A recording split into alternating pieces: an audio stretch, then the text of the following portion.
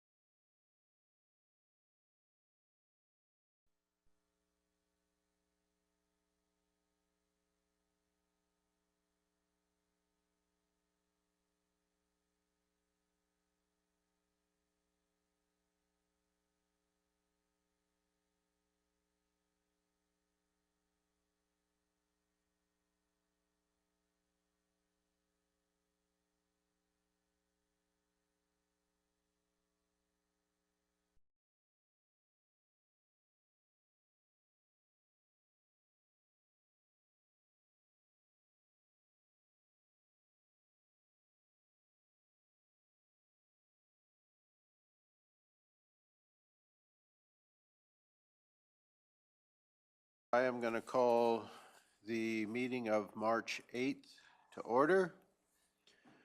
Are there any additions to the agenda? Seeing none, Councillor Christie. I'll move the agenda as presented. So we have a motion to approve the agenda as presented. All those in favor? And that's carried unanimously. So the minutes of the regular council meeting of February 22nd were previously distributed. Any errors, omissions, corrections? Seeing none. Councillor McGee. I move the approval of the February 22nd council meeting minutes as presented. Okay, so we have a motion to approve the minutes from the February 22nd, 2022 meeting as presented. All those in favor? And that is also carried unanimously. All right. I've been given permission to bounce around in the agenda so that we can maybe keep our budget discussion as intact as possible. So since I have that discretion, I am going to move to item 7.1, the Kneehill 4-H district request. So that's 7.1 in your agenda. And Mr. Hogan, are you bringing that one to us? Yes, Mr. Chair, present that one. As soon as we bounce there as well. So through you to council, the item that's before you is a letter of request that we've received from the Kneehill 4-H district, and they're requesting some financial support for the 4-H district show and sale catalog advertising. This is an annual request that we receive. In the past, the county has traditionally funded this. Last year, the council did up their amount of sponsorship for this by $200 to $800. The request does meet the eligibility for under the Recreation, Community Arts, and Cultural Events grant. That is, of course, a council policy. So that is in compliance with there. Now with that, this would be 2022. You do have an interim budget, so there is funding in this line item to approve this request today. However, council does traditionally budget $10,000 in there. That is still, of course, subject to council's final approval, but there is some funding for this should council wish to move forward with it today. Okay, thank you. Are there any questions related to the request?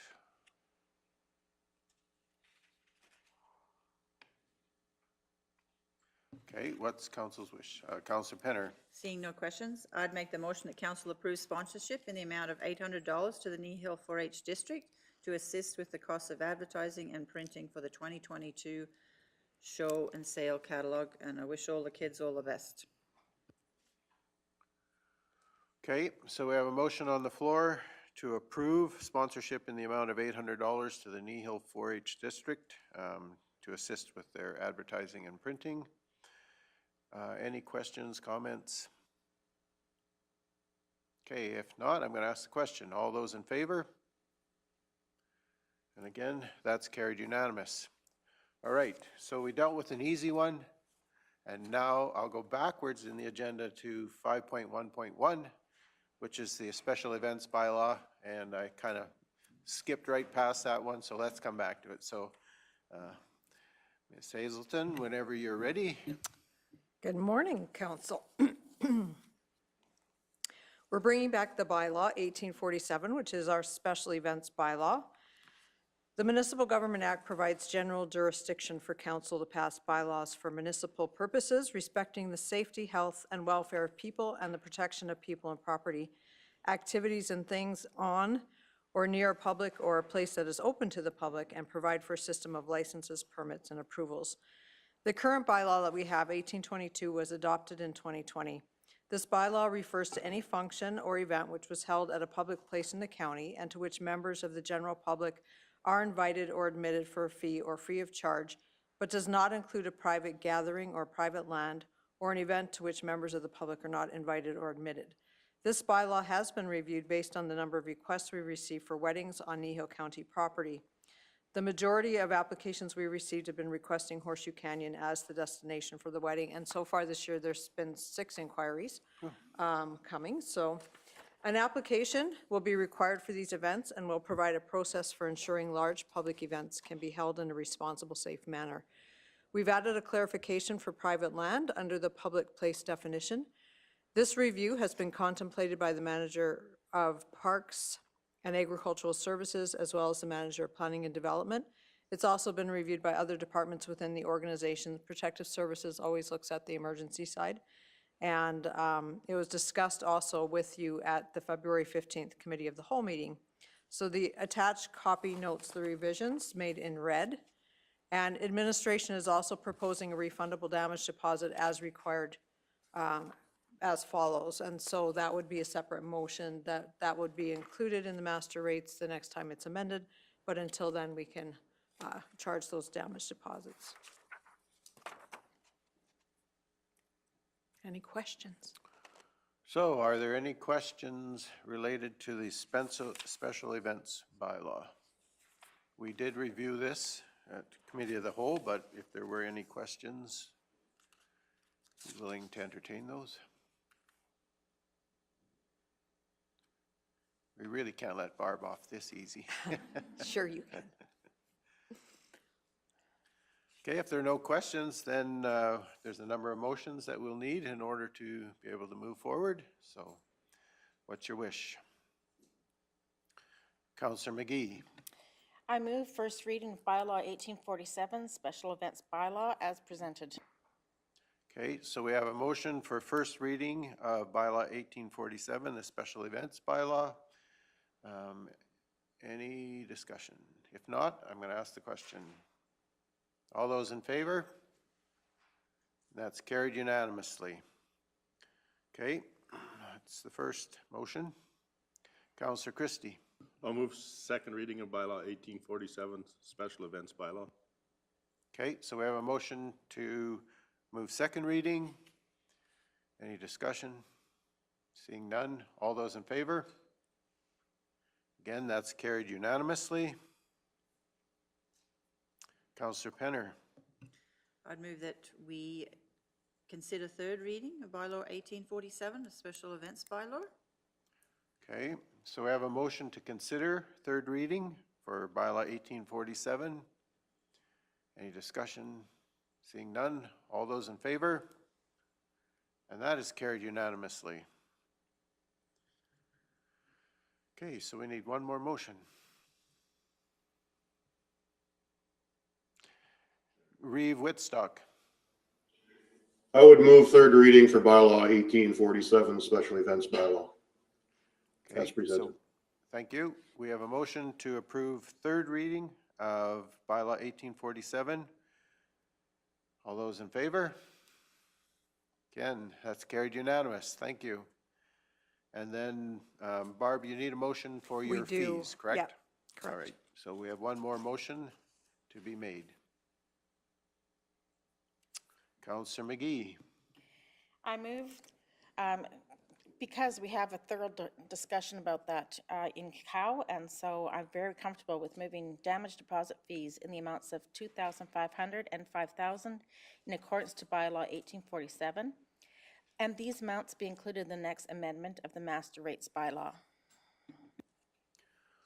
Okay, so you said, Barb, these are refundable damage deposits, correct? Correct.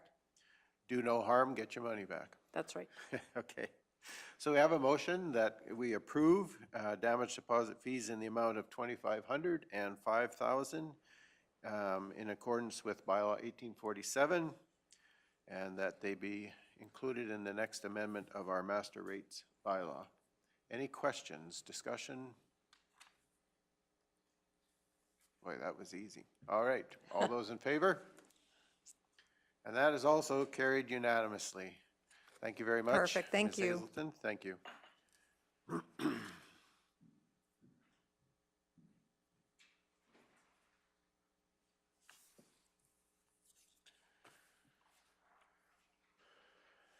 Okay. Not sure where we want to go from here.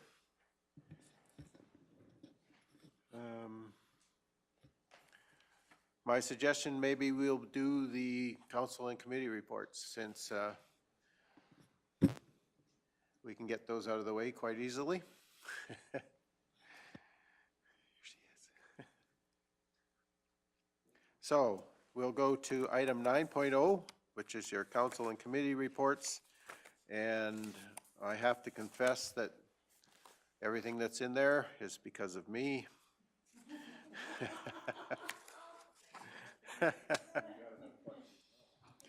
So I gave you a bit of an update on the Doctor Recruitment and Retention Committee. Just so you're aware, we are losing a doctor from the clinic. She has chosen to move on. However, they're actively in the process of recruiting another doctor. And there's a current posting on the AHS website, and potentially they will be adding an additional one to that. Things are going reasonably well within the clinic. They have gotten approval for this mental health therapist position. So that's good. That's another service that they're providing through the office. And although the ultrasound service is ready and raring to go, because of COVID and other delays in process, their licensing is still pending. So that's kind of an aggravation. And one of the things that was a little alarming to me, but maybe we should be aware of, is a number of our partner communities have been actively trying to recruit doctors from the clinic to work in clinics in their communities. So that was a little bit alarming.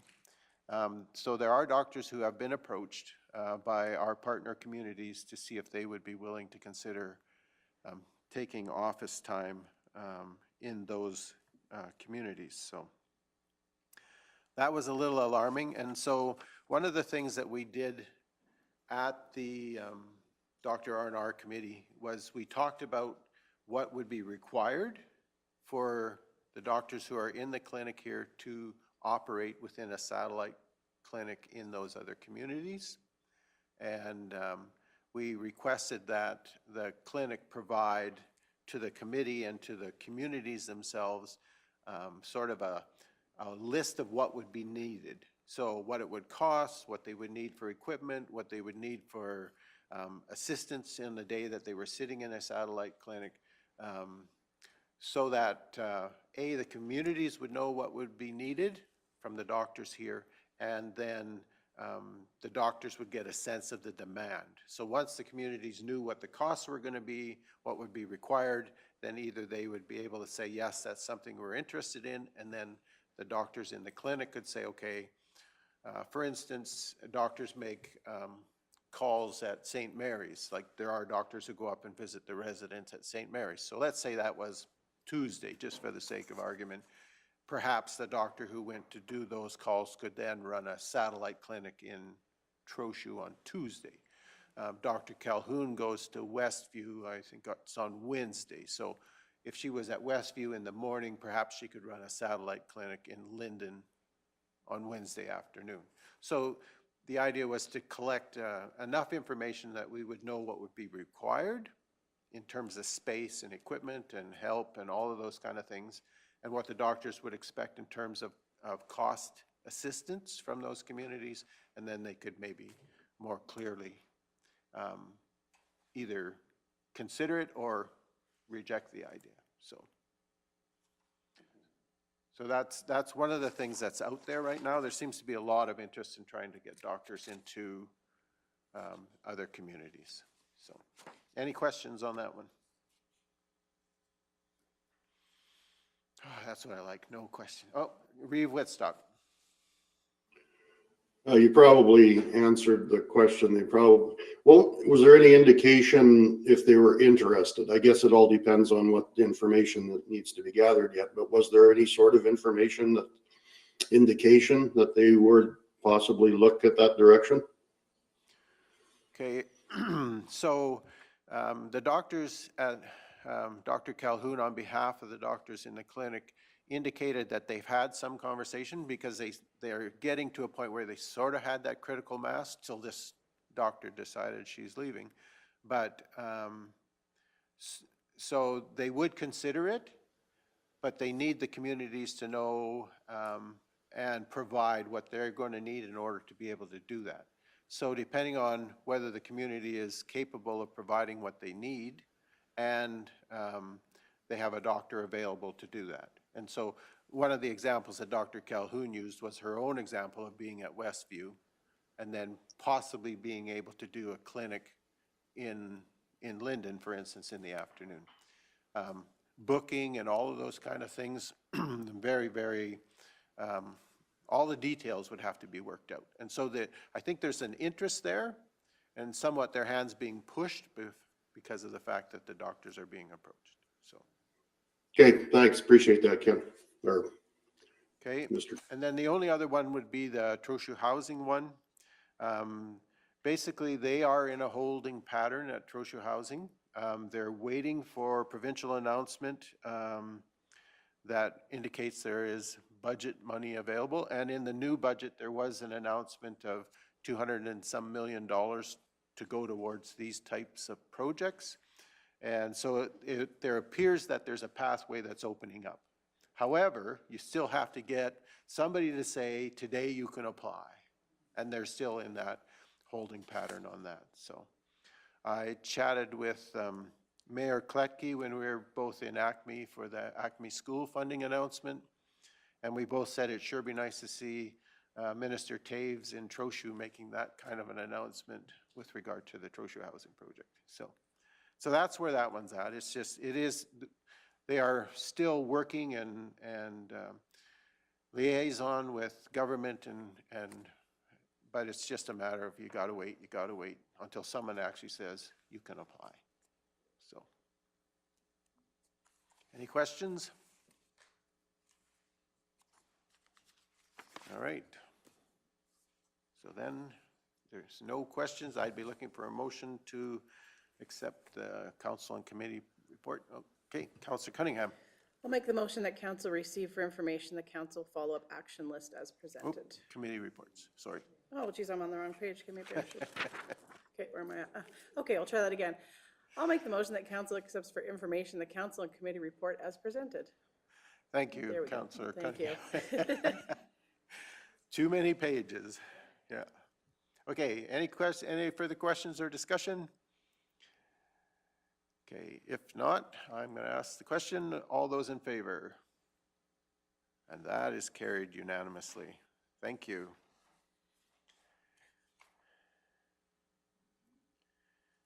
Okay, so yes, let's go to 8.3, which is a public safety update. And that would be Ms. Grosfield.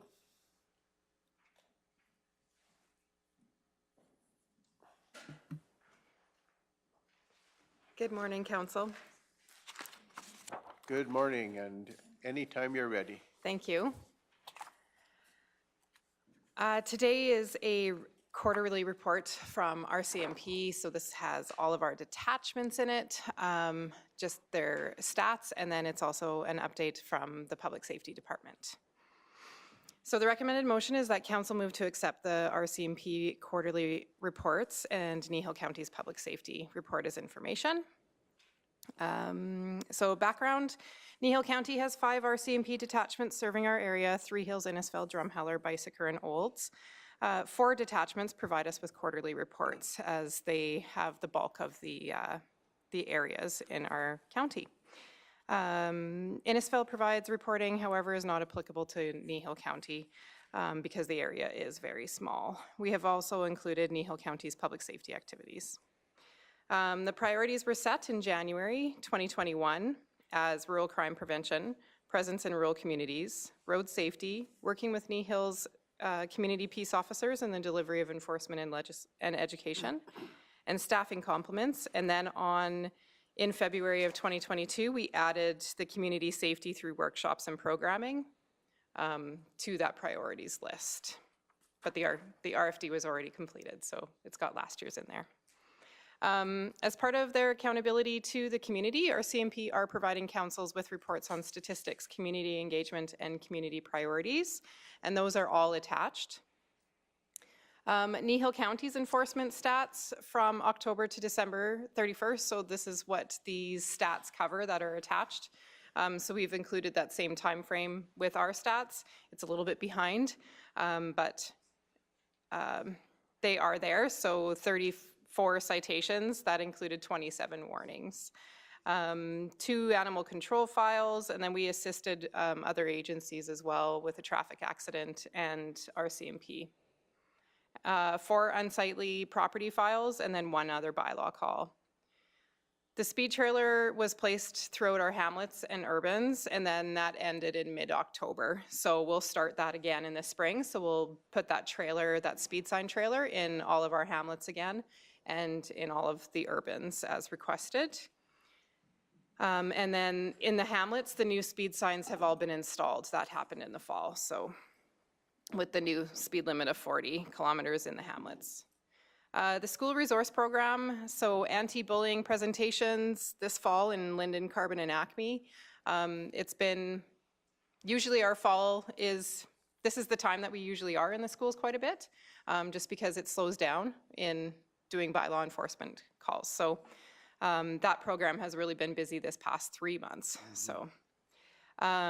Peace officers attended a variety of courses this past fall, including training officers, including a training officer for community peace officer skills that they have to do so often in regards to tool use training, role-playing officer to train the new community peace officers. So that is, our peace officers are kind of contributing back to the schooling of peace officers, and we're sending them up there to do role-playing and to train the new officers coming up in situations that we might get into.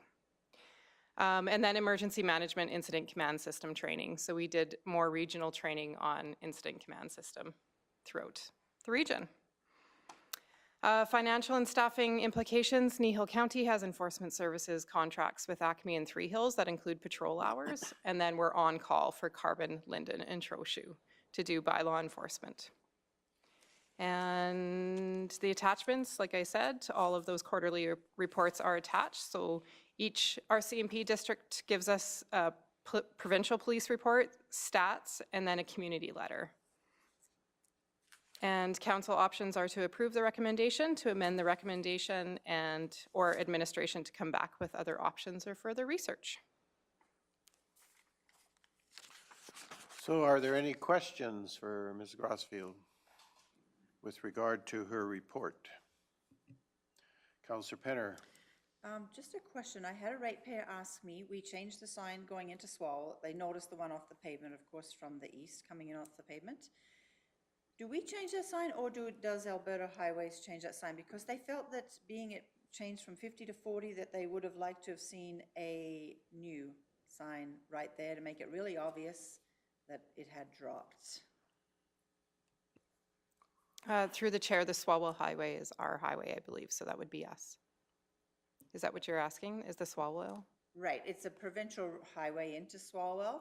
Oh, but- I see. And Mr. Zia probably knows the answer too, but I believe we changed the sign, but someone had asked me that, and they just wondered why a new wasn't put there. I know there's a warning, there's the 40 with the arrow pointing ahead, and then there's 40 ahead, but it being there forever, they didn't even look, and they just thought if we're going to change signs in the future, it would be nice to see the new sign placed there for a small amount of time.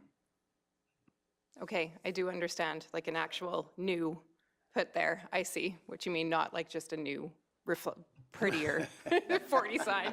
Gotcha. Yeah, and it did happen with the railway sign when they put the stop on the railway. They did put the new sign, the word new underneath it, you know, so that was helpful.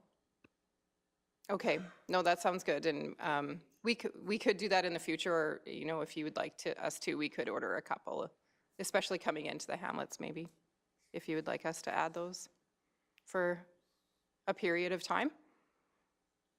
I would especially like to see that on the paved road for sure, but if there are some in the shop, all three entrances into Swallow, I'm not sure how Huxley is, if the councillor from that division has heard from them, but I know I heard from on the pavement going into Swallow. You mean you didn't just cross out the 50 and paint a 40 over top?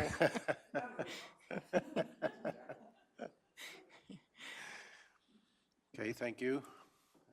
Councillor Penner. Sorry. It's more just a comment.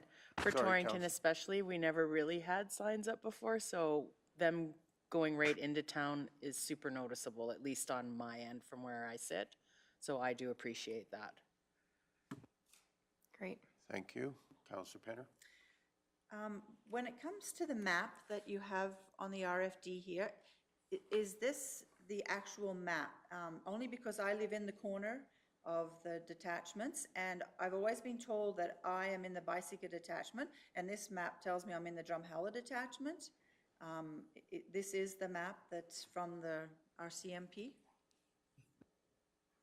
Yes, I can definitely double check that, but yes, this is the one that we have on file. But I can definitely double check that for next time. Okay. Reeve Whitstock. I guess in response to your question, Councillor Penner, I was always under the impression, unless it's changed, the 836 was the cutoff for the Drumheller detachment. Bicycle would go up to the 836. Drumheller would take over to the east after that. But maybe things have changed. Councillor Penner.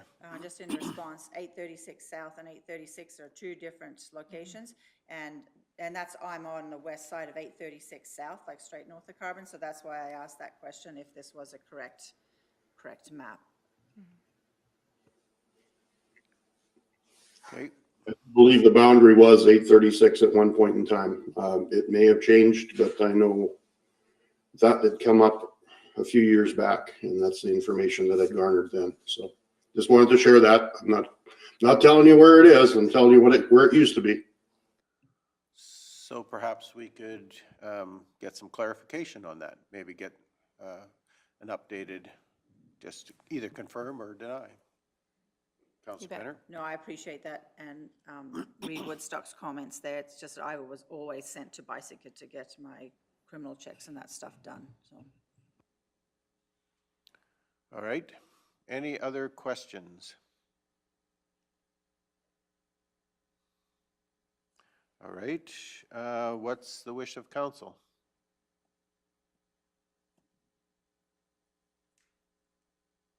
Councillor Christie. I'll make the motion to accept the RCMP quarterly report and Kneehill County Public Safety Report for information as presented. All right, so we have a motion to receive the report, RCMP quarterly report and Kneehill County Public Safety Report for information. Any further discussion? Councillor Penner. Please pass on to your peace officers. I was just in the Carbon School yesterday, and they do see a value and really enjoy having them come in as often as they do. They're welcome anytime. Okay. All right, I'm going to ask the question. All those in favor? And that's carried unanimously. Thank you, Ms. Crossfield. All right, we have a delegation in 1 minute. So we're going to take a break, let them get organized, and we'll hear from Central Alberta Economic Partnership.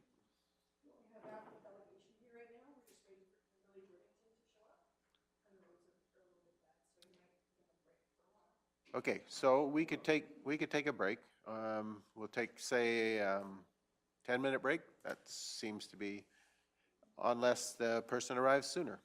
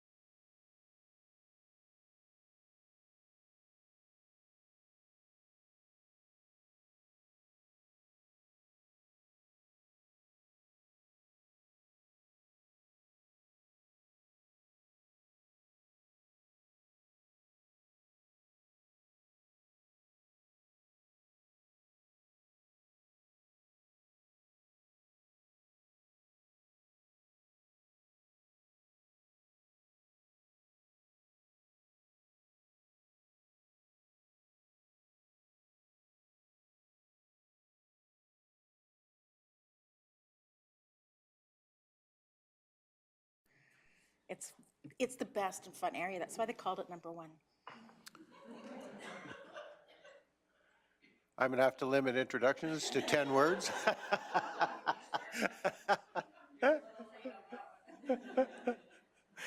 Anyway, if you want to introduce yourselves, of course, we have our CAO, Mike Hogan, with us, and I assume you know some of the rest of the staff, so please introduce yourselves, and then we'll go from there. My name is James Carpenter, and I'm the chair of CAPE, and I reside between Didsbury and Olds in Mountain View County. And I would just say this, Mr. Chair, when I crossed into Kneehill, the roads were better. I mean that sincerely. Plowed, they were significantly better. Good. Chief Standing on a road from Montana First Nations in Muscatcheese. I'm a board member and vice chair of CAPE. Welcome. And Kimberly Worthington, Executive Director of CAPE. Welcome here. You go ahead, make your presentation, whoever's. Okay, thank you. I'm just gonna stand up because that's easier and I can lean Okay, on this. I've been sitting just as for- long as you're aware, we are recording and broadcasting, Okay. so. Yeah, that's fine. So congratulations on your new council. I know it's been a few months now, but I haven't been out to see you yet. Who here is new on council? Okay, so for those of you who aren't all familiar with Central Alberta Economic Partnership, I'm going to give you Kim's Coles Notes version on the history. We've been around for almost 25 years now, and we are one of 9 regional economic development alliances across the province.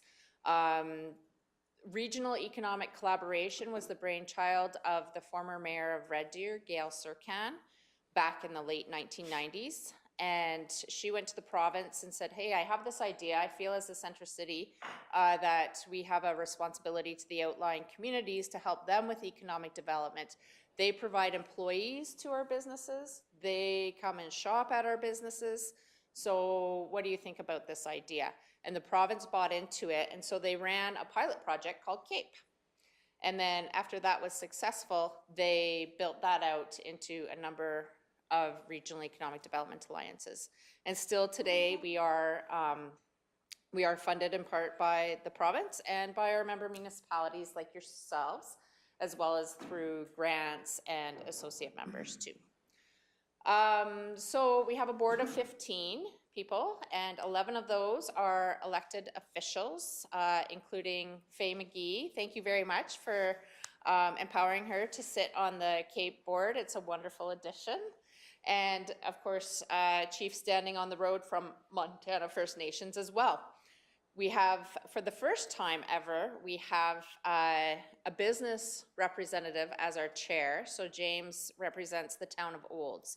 He was appointed by the town of Olds to be a business rep, and then he was elected to one of those 3 positions on our board. So this is new territory for CAPE. We're siding away from all the government, the wonders of government into a more business-friendly model. So that's really very, very exciting. Today, we are just wrapping up our regional economic growth strategy. It's a 5-year strategy, and we would have engaged folks like Jacqueline and yourselves had an opportunity to be engaged as well through a survey. We surveyed members, non-members, associate members, industry, business, not-for-profits across the entire region, because it's a regional economic growth strategy. It's not just a CAPE strategy. And so we're in the final stages of that. We had our board planning session a couple of weeks ago, and I hope that it'll be ratified at our March 23rd board meeting. So that's really exciting. It looks like a new direction for CAPE.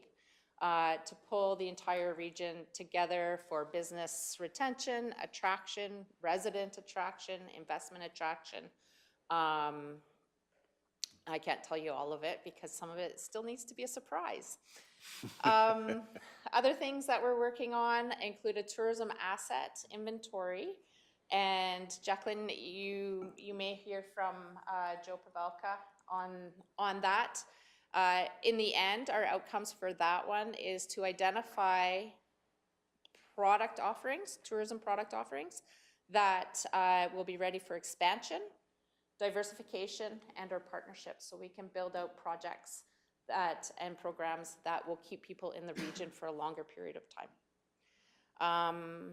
We also secured $50,000 through Can Export to do a SWOT analysis on our investment attraction readiness, to update our sector profiles, and to update our community profiles that the communities took part in. Now, I know that you folks took part in our municipal investment attraction readiness program. That Can Export grant expands that program, and the portion that you took part in was the land assessment of Kneehill County to see where you were at in terms of investment readiness and your land inventory. So those are the two big things that we have coming up, but I think I'll turn it over to James and to Leonard to speak from the governance side of things. Thank you. Yes, as I said, my name is Leonard, standing on a road. I'm the Chief Montana First Nations in Muscatisse. We're on the southeast end of Muscatisse,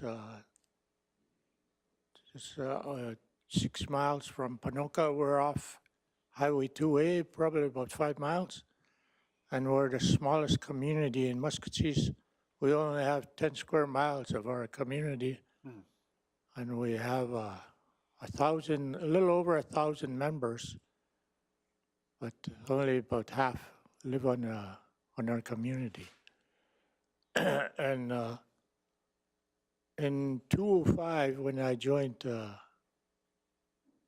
Cape, through the advice of a good friend, Donna Allard, she came to a community event where we had an inauguration. That was when I first got into government, became a councillor, and she suggested that I join this group to learn more and try and create economic development in my community. And it worked for a while, and in 2011, I didn't get back in, so I was off for 6 years. 2017, I got reelected as chief this time, and I immediately joined Cape again, because it went on the wayside for a while. But with the group that I was working with, former council members, Rocky Mountain House, John Vandimer, he was chair at the time. And what really interested me was that there's a project called House Pass at the time. And I felt that if I could get First Nations involved, maybe we could make something out of it. So it's been over 2 years talking about it and talking with government. They finally agreed that, they acknowledged it. But my job was to bring in the First Nations to gain the interest from them. And because of that, going west from Red Deer, there's Ochies, which are Treaty 6, and Bighorn is Treaty 7 because of Bighorn Reserve. So those were the first chiefs that I brought in. And going west again, by the mountains, there's some traditional territory that belonged to Treaty 8. That took about a year to get them to understand what we were trying to do. And finally, a couple of months ago, they came and had a meeting at the Cambridge Hotel in Red Deer. And it's all a matter of communication of what's transpiring in central Alberta with that corridor. So my job was to bring the Indians in, and now it's up to these guys, the white people, to parties on, I guess. But joking aside, we're, even amongst us, the treaty areas, we're learning how to cooperate with each other as far as economic development goes. We have to understand business and be able to talk business, not always politics. And I think the last step of this venture is we have to bring in the Métis and Grand Cache, the mountain people. They're interested. They're waiting for us. But COVID had really kiboshed a lot of the ideas and the schedules. But and I was telling your reporter there that normally we don't venture out this far out to do business, because a lot of the professionals that we hire in our community, they come from Red Deer or the outlying counties, and that's as far as we went. And I think once we start getting to know each other and what we're all about, because every area is different, the industry, but the common thing is agriculture. And we're getting back into agriculture full time, and we need to learn the market and how the counties and municipalities operate, and form partnerships if we fit in to what you're doing or what we are doing. And that's what it's all about, is that to create that relationship so we can start working together. Because, throughout the country, you're always talking about the reconciliation. They use that word so loosely that, but how do you begin to do it? And it takes two people to start a relationship, and then we go from there. But I'm glad that you allow me to come here and speak and to accompany my colleagues. And I'd like to thank you for your time, and have a good day. Thank you. Thank you, Chief. Can you hear me okay? Is this Yes. recording well for you online? Okay. First of all, I would just like to say thank you for taking and investing in CAPE. As a business person, I look at organizations a little bit different. I look at your investment as one that needs to have measurable outcomes.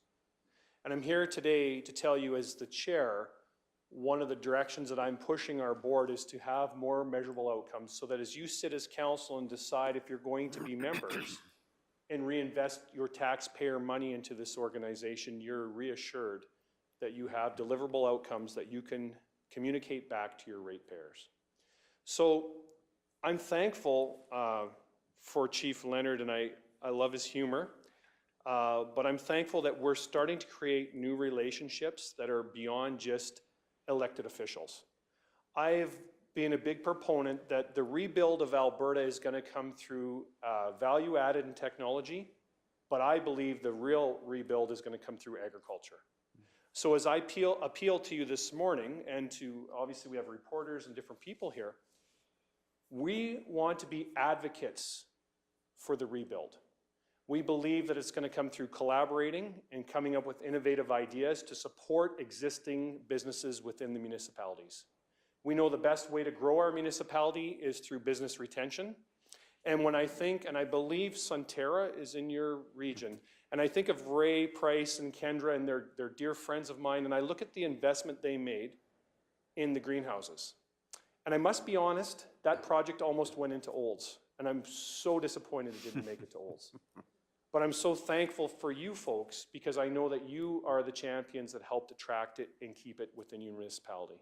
So even though sometimes these municipalities are competing for work, we're coming to the realization quickly that our EDOs and our councils and elected officials need to stop putting the competition as the forefront and work closer on relationships and collaboration that gets us more. And I believe that as we advocate together and chase the provincial and federal government and programs and start working together, that we'll achieve more.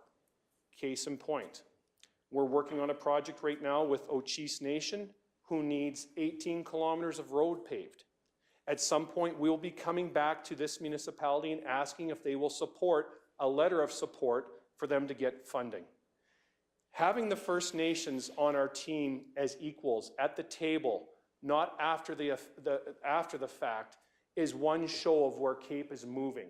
We want all of our elected officials at the tables with us and a part of it. It's really hard when we only have a small board of 11 or 12 and we represent over 30 municipalities in a region with over 42 municipalities in it to get active participation. So what I would say to you folks at Kneehill County is the need for a business rep is really, really important.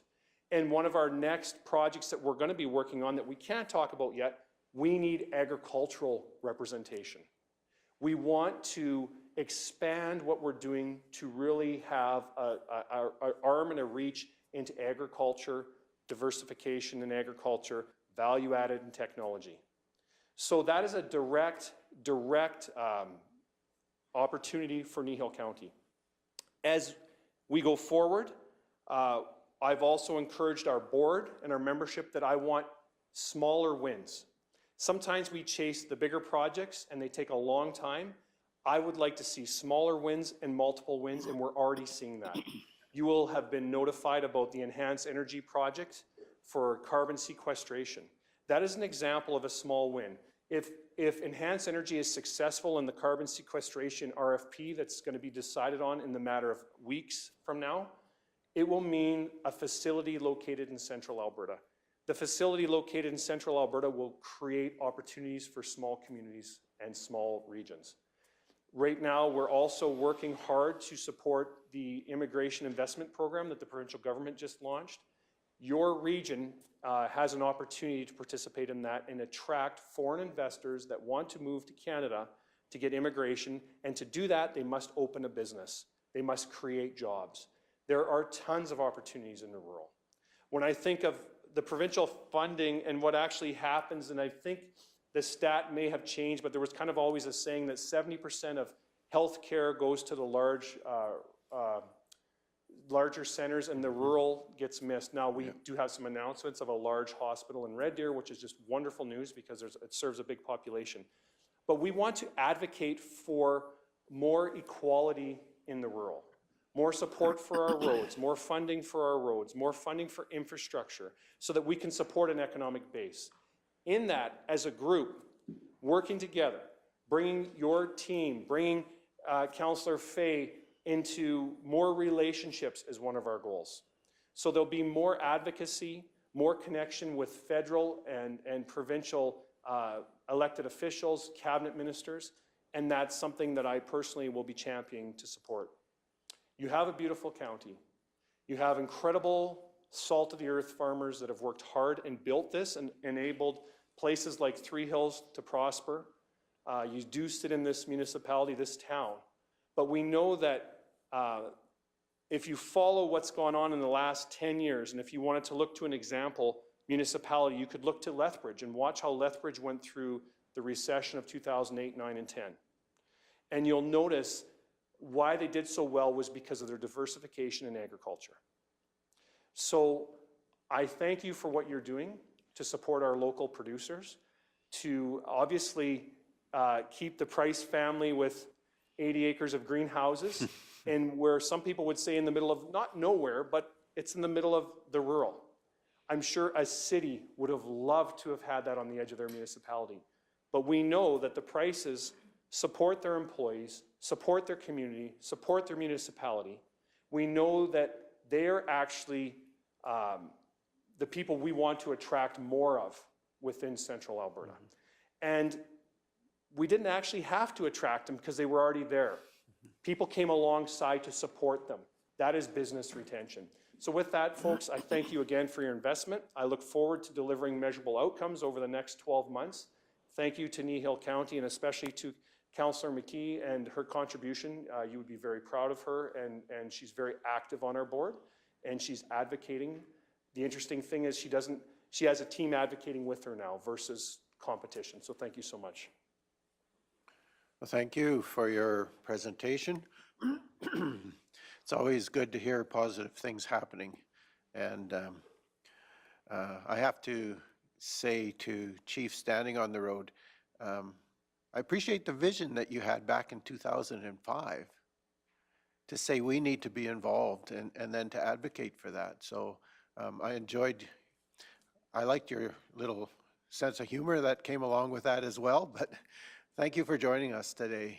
I'm going to give my fellow councillors opportunity if they would like to ask questions, if they have things that they would like to know, please, anyone. Councillor Christie. Well, I'd just like to comment that both our federal and provincial governments don't understand what rural is. They figure if it's under 100,000, we're rural. Under 5,000 doesn't count. Any other comments or questions?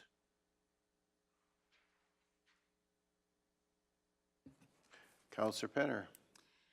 I just love your enthusiasm, and I think through Councillor McGee, it just, you rub off on one another, and that enthusiasm is great, and when you have enthusiasm, we excel. And so I really do look forward to the future with what Cape brings back to us here in rural.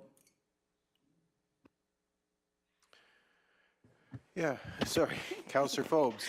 I also too would like to just comment on the fact that I love that you are doing things in smaller instead of the large scale, because when you do things on a smaller scale, you actually see more wins and you don't get as frustrated on the process and the road in which you're traveling down. So I do appreciate that.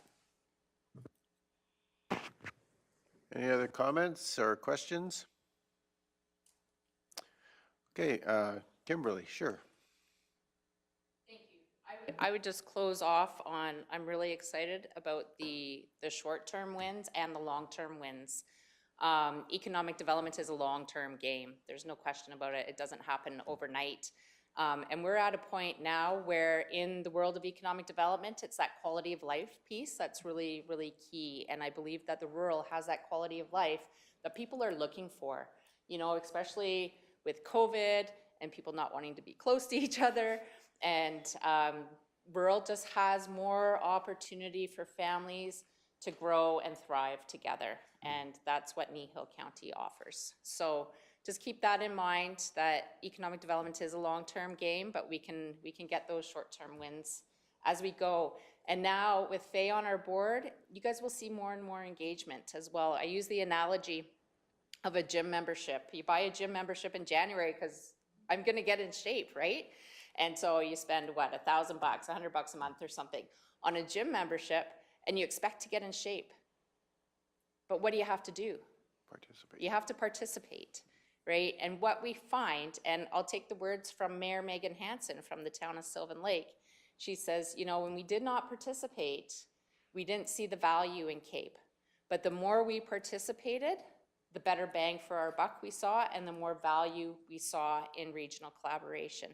So thank you again for empowering Faye to sit on the board. I think it's going to make a world of difference in your eyes in terms of the value you see from Cape. Thank you. Okay, well, thank you for coming and joining us today. Oh, Councillor McGee. I just want to say thank you for that endorsement, and I need to parrot what was said, but also say the entire group that was at the table, we had our strategic planning last week, and the enthusiasm was equivalent here, and under the enthusiasm of our chair, I'm just so excited to be part of this group. So I want to also thank you for sending me. It's really going to be wonderful. All right, so thank you, Kim and Leonard and James. Appreciate you coming today and taking the time to be here with us. Trust that as you travel home, you will travel safely. That's very important today, paying attention. So thank you for being here. Appreciate you taking the time and coming and joining with us. So thank you very much.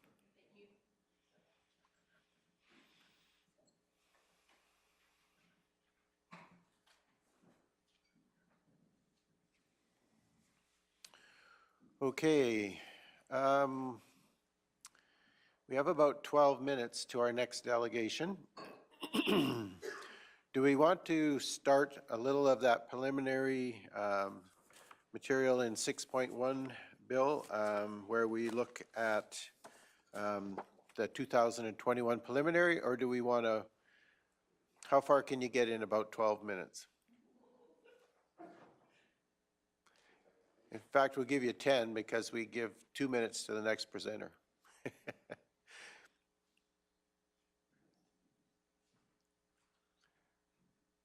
And actually, it could be longer depending on how the roads are. So, so let's just start and we'll go as far as we can. And then if we need to take a break, we will. So welcome, Mr. McKinnon. And we look forward to what you have. I guess just to summarize what this report does is council receives quarterly variance reports on the operating and capital budget results. This is the final year-end report, and it pulls together a summation of the trends council's seen during the current budget year related to both operating and capital trends and budget trends.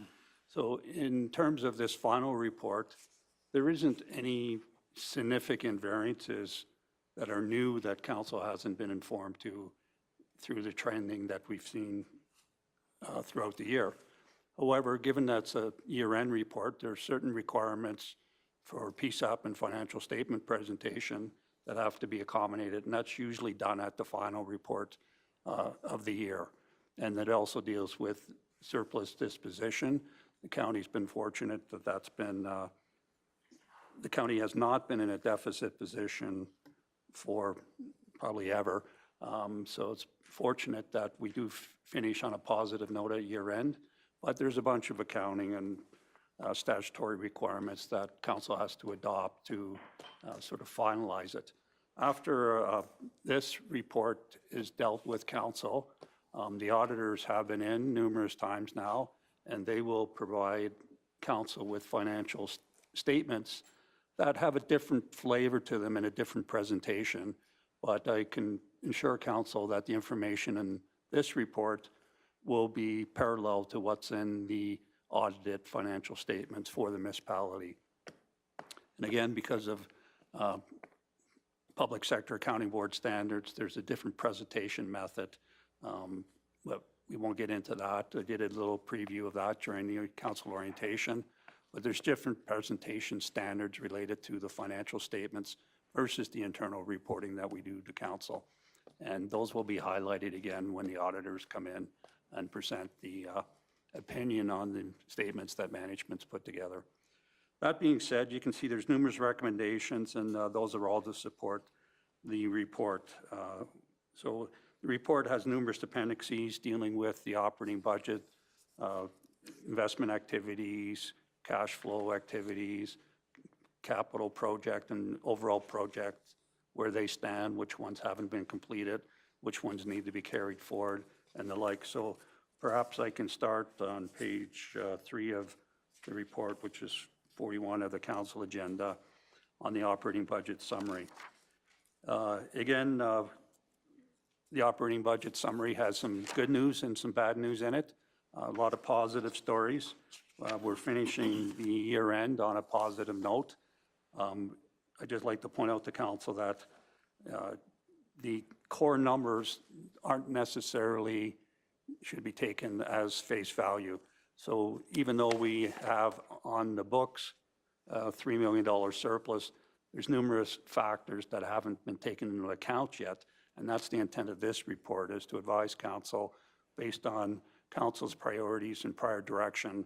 These things have to be taken into account, and it will reduce the surplus, but it still leaves the municipality in a surplus position. So for an example would be a project that council's approved, such as gravel crushing. Well, there was $700,000 approved in the budget.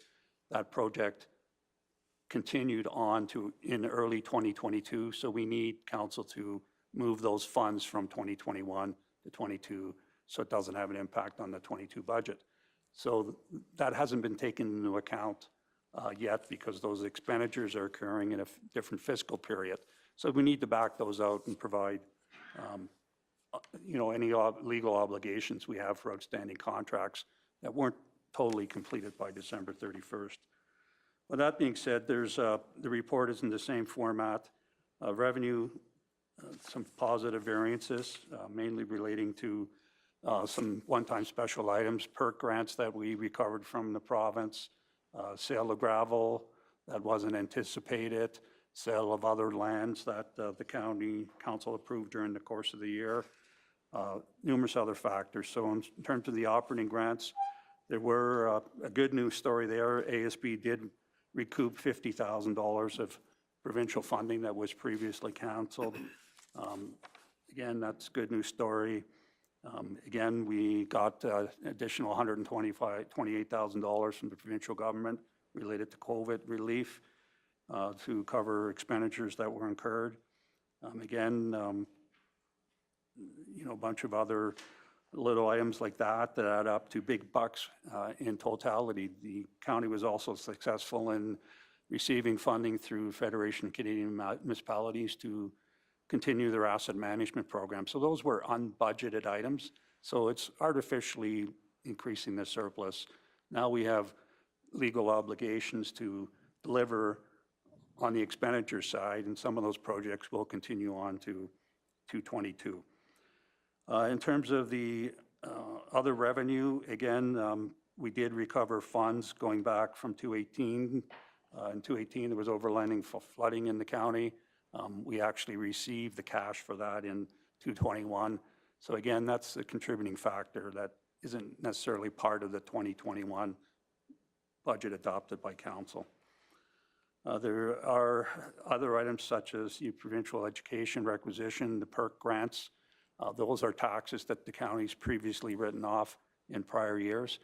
But in prior years, we had to get council to write them off, and then we would recover the money, partially recover the money from the province. So you can see there's some inflows that relate to prior fiscal periods that have to be reflected in this year's budget as a variance, but aren't really 21 budgetary activities. Again, under the sale of goods, significant gravel sales, gravel blitz, $190,000 of unanticipated revenue. Dust control, moving to a fuller cost recovery on there did result in 40,000 additional revenues. And then water sales on the water system, again, 90,000 higher than budgeted. Small variances in oil field inspections as activity in the oil field increases, the number of inspections being done is increasing, so we got incremental revenue there. Fines and penalties, this is a difficult one. On the books, it looks like we did whoppingly well because we got all these fines and penalties. The bad news is these fines and penalties have generally been incurred by companies that are either bankrupt or in receivership. So the probability of collecting that money is slim, to say the least. So again, that's a fairly big chunk of money that's, again, artificially increasing the surplus. So we need to mitigate that and provide an allowance because those monies will not be collected by the county. Special taxes and frontage, again, another good news story where we had new connections to the water system. We budget based on the bylaws that are basically the historical risers that are in place, but new connections where people did additional connections occurred on the water system. So generally, for whatever reason, the trend is the people that are connecting are paying up front. So it's 120,000, or just over 100,000. That's at $10,000 a piece. So, you know, the more residents that are connecting to the system, the more financial viable the water system as a whole. So that's a good news story for the county. So based on that, that money, again, is an unbudgeted revenue. Council's direction in the past is use it to support the water system, so there is a recommendation in this report to move those unbudgeted funds into the appropriate reserve for future expenditures related to the water system. Just before you move past that, Bill, could I ask a question? In there, we show that there's a 121,000 favorable, and yet we're dealing with just 106 of that, or 107 of that, in terms of the motion for unbudgeted revenue. So can you just try to help me understand what the differences are there? Sure. Again, the frontages are 106 of that $121,000 favorable. Oh, okay, okay. Right. So it's Thank you. substantially related to those, So the frontages are just that portion, the 106 is just the frontage? just the frontage. Okay, thank you. right. Appreciate that. Okay, I see our next presenter is here. So perhaps I can just finish the next Yep. two items on revenues, and then we can allow the next delegation to proceed. Return on investment, again, the county's been more aggressive in terms of its cash management, so we did overachieve the budgeted revenues. And you'll see later on, the budgeted revenues for investment income for 222 will be up significantly compared to the 221 budget, roughly $200,000. Actually, $225,000 is being the budget increase forecasted for 222. Again, the reserves, looks like it's an unfavorable, but again, that relates to the major gravel pit project. The expenditure side of the budget was also underspent, so we're not drawing as much from reserves to fund those expenditures. So on a net basis, it's in accordance with the approved budget of council. However, the project came in under budget, therefore, we don't need to draw those monies from reserves. The capital equipment plan sales is an anomaly. It's showing a very favorable variance because intentionally, we under budget our revenues on equipment sales. Under budget in the sense that if we budget, say, $100,000 for equipment sales, we show on the expenditure side a contribution to reserves of the same amount. Historically, not all the equipment sold, disposed of in a typical year may be sold in that calendar year. So rather than having the budget, excuse me, fluctuate all over the map, we just deal with it as a year-end adjustment. All this money is basically coming in. Whatever money comes in is contributed back to the equipment reserve. So whether we have a budget of $1 and we receive 500,000, that 500,000 will go in. It's preferable to do it under this methodology. So there will be years where we dispose of a lot of equipment, and there'll be years where we dispose of not too much equipment.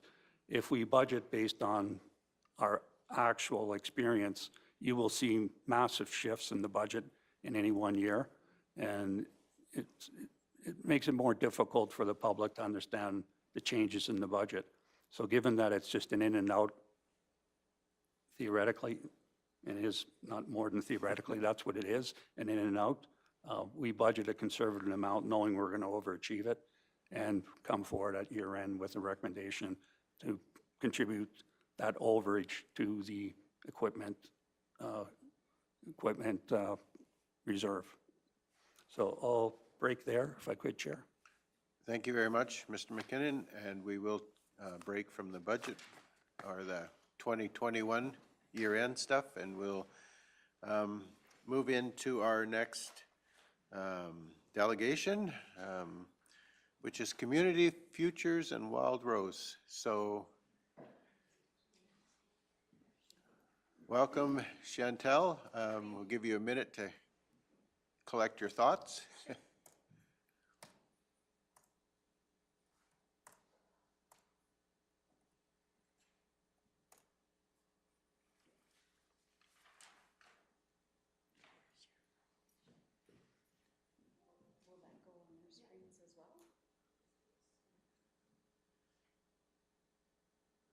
May I have a seat here? Yep. Yeah, okay. And the microphone, if you just turn it on, and when you're done with it, turn it off. Sure. So welcome. Before you get started. Yes. We want to welcome you. Thank you. We're glad that you're able to come, travel safely on the roads. Yes, the And, roads were a little bit treacherous this morning for sure.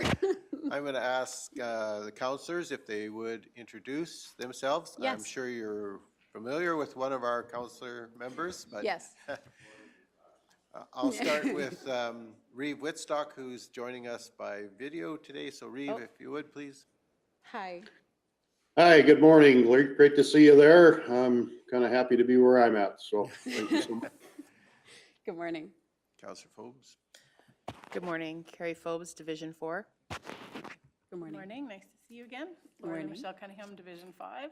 Morning. Good morning, Debbie Penna, Division 2. Good morning. I'm Ken King. I represent Division 7, which is the northeast corner of the county. Morning, Wade Christie, Division 6. And you taught me how to use Zoom. What are you thinking? Hi, Faye McGee for Division 1. Good morning. My husband says to say good morning, Faye. Jeff Sangster. So you guys grew up together. Yes, we Yes, did. yes. We have the same birthday month, too. See? There you go. So if you want to just tell us a little bit about yourself and then jump right into your presentation. Sure, that would be great. So my name is Chantel Sangster, and I'm the Executive Director of Community Futures Wildrose. I want to wish all the women here a happy International Women's Day. I hope that you all have a wonderful day today. Yes, I'm going to jump right in here because I know I have 10 minutes and I have a lot of things I want to tell you about our organization. So we are one of 27 offices in Alberta. So there is a Community Futures in every rural area other than Calgary and Edmonton. Those are the only two places we don't serve. We have we're one of 90 offices in Western Canada and one of 268 offices across the country. So there is a Community Futures office in every rural area across this country. It is a federal program, and we are federally funded here in the West by Western Economic Diversification. We, under Western Economic Diversification, they also have the Western Canada Business Support Network, and we're part of that. There are 6 organizations that are part of that network. We're one of them, and we work very closely with our partners, such as Business Link, AWE, all of those. So those organizations are part of that network as well. This is a map of our region. So we have 15 shareholder communities. The only 2 that you don't see there are Wheatland County and Kneehill County. You are definitely shareholders of ours.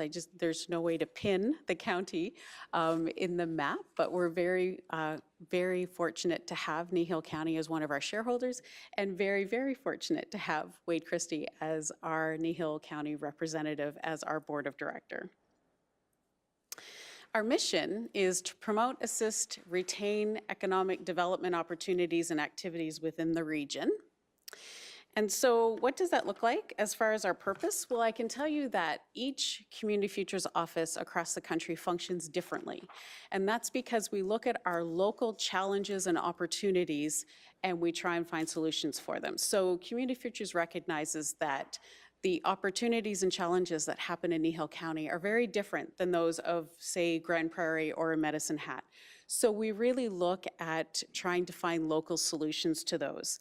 And so our purpose is to find those solutions for economic stability, growth, and job creation, diversified and competitive local rural economies, and economically sustainable communities. So that's really our purpose. So are we successful in that? Well, the federal government asked that exact question in 2019. And so in 2019, they hired a third-party company to do a study across the country, and they took an equal amount of businesses that had been supported by Community Futures and businesses that had never heard of Community Futures before. And they looked at 3 major areas: economic growth, sales growth, and business longevity. And so when they looked at employment growth, so do we actually create jobs in your community? With Community Futures assisted firms, it was 7.5%. The non-assisted firms were at 2.6%. So yes, we create jobs in your community. As far as sales growth, Community Futures assisted firms was at an 8.9%, where non-assisted firms were 4.4%. And the business longevity, they looked at the 5-year survival rate because a lot of businesses don't make it to that 5-year mark. So they looked at businesses that had lasted beyond 5 years. For Community Futures assisted firms, that was at 68%, non-assisted firms was 46%. So throughout that study, the federal government said, you know what? Businesses that are assisted by Community Futures, actually, it does work. The program is working. So they've decided to continue to fund us, which was really good, really good. So how do we do that? We do that because we have a mindset of entrepreneurial communities. And this is what that means. So when we think of the characteristics of an entrepreneurial community, first and foremost, we need to identify and build on your assets. So really finding out what are your assets in your community, and also what's not in your community. Where are the gaps that we can look at filling? And last year, we decided that an asset list for our region was really important. So we took some funds and we purchased an asset list for an entire region. We contacted all 15 of our shareholders to say, we have this asset list for your community. Are you interested in getting that? And to her credit, Jacqueline was the first one here in Kneehill County to put up her hand and say, we really need that asset list. So we work very closely with Jacqueline, and she's a real asset to your organization for sure. So with that asset list, we find out what you have, where the gaps are, where there's potential opportunities. We also look at your neighboring communities. What is close to you that you can partner with and have that synergy with neighboring communities as well? We also look at strengthening and supporting and promoting entrepreneurial leadership. And we do that at Community Futures with our business coaching and our training, which I'll talk about in a minute. And one of the biggest things is ensuring that the region as a whole is very strong and that it is thriving, it has a thriving entrepreneurial environment. So how do we support entrepreneurial communities? One of our biggest ways is our board is united in one vision and is pulling in one direction. So we're looking at the region as a whole and how we can elevate our communities. We at Community Futures do some business coaching and training sessions with entrepreneurs. We will also provide access to capital, and our community economic development projects always have an entrepreneurial community focus. So I'm just going to dive into those just a little bit. So when we look at our business coaching and training clients, our business coaching and training can happen anywhere from someone who has a business idea and looking to want to create a feasibility study, a business plan, a market analysis, any of those things, we can help guide them through that whole process when they're looking at a startup. Or we can look at a business who has been active for 10 years and is looking at doing an expansion and needs to do a feasibility study on that expansion to see the viability of it. So we can walk through anything from a startup to a very seasoned entrepreneur and just help guide them through any successes or opportunities that they have. We are mandated by the federal government to facilitate at least 3 strategic planning sessions per year. We generally do that with non-for-profits in our region, only because they really need strategic planning and they don't really have the funds to do that, so we can do that for them. So if you do have, I know that as councillors, you sit on many boards. If any of your boards do need strategic planning, certainly reach out to us and we can help you with that. So who are our lending clients? When I think of our lending clients, I can kind of categorize them into these 3 buckets. The first one is what we consider unbankable. So the banks have said no. And the banks can say no for a variety of reasons. Most times it's something to do with their credit. And credit issues can happen because of a job loss, because of a divorce. There can be a number of factors that would create credit problems. And when a bank looks at it, they pop numbers into a computer and it spits out a yes or a no. Banks are very black and white in that way. We at Community Futures get to live in this gray area where we get to hear their story. We get to understand why their credit has taken a hit. And we're considered character lenders. And so it's much more than just the numbers that we're looking at. We're looking at the person as a whole and finding out what their story is. And a lot of times it's our job to help them build back their credit. So we will work with that client and ensure that we're, building their credit back up. The second one is sectors. So there are certain sectors that banks just will not fund. And so a real life example of that right now is retail cannabis. When retail cannabis became legal in 2018, the banks had zero, and still most banks will not touch retail cannabis, even though it is legal.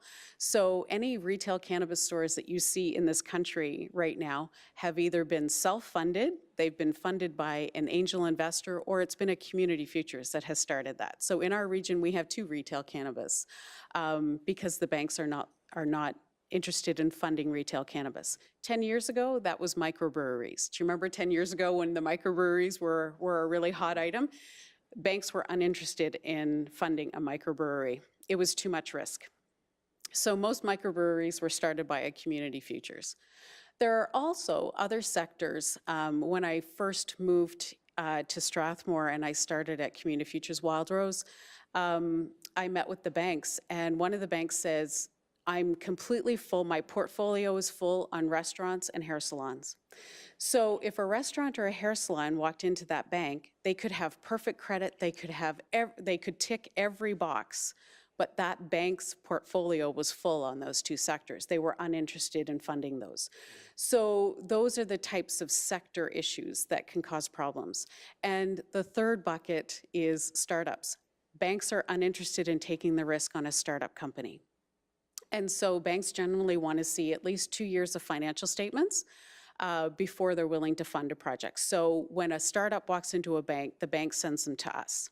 The federal government has put us in place and has asked us to fund things that banks will not fund.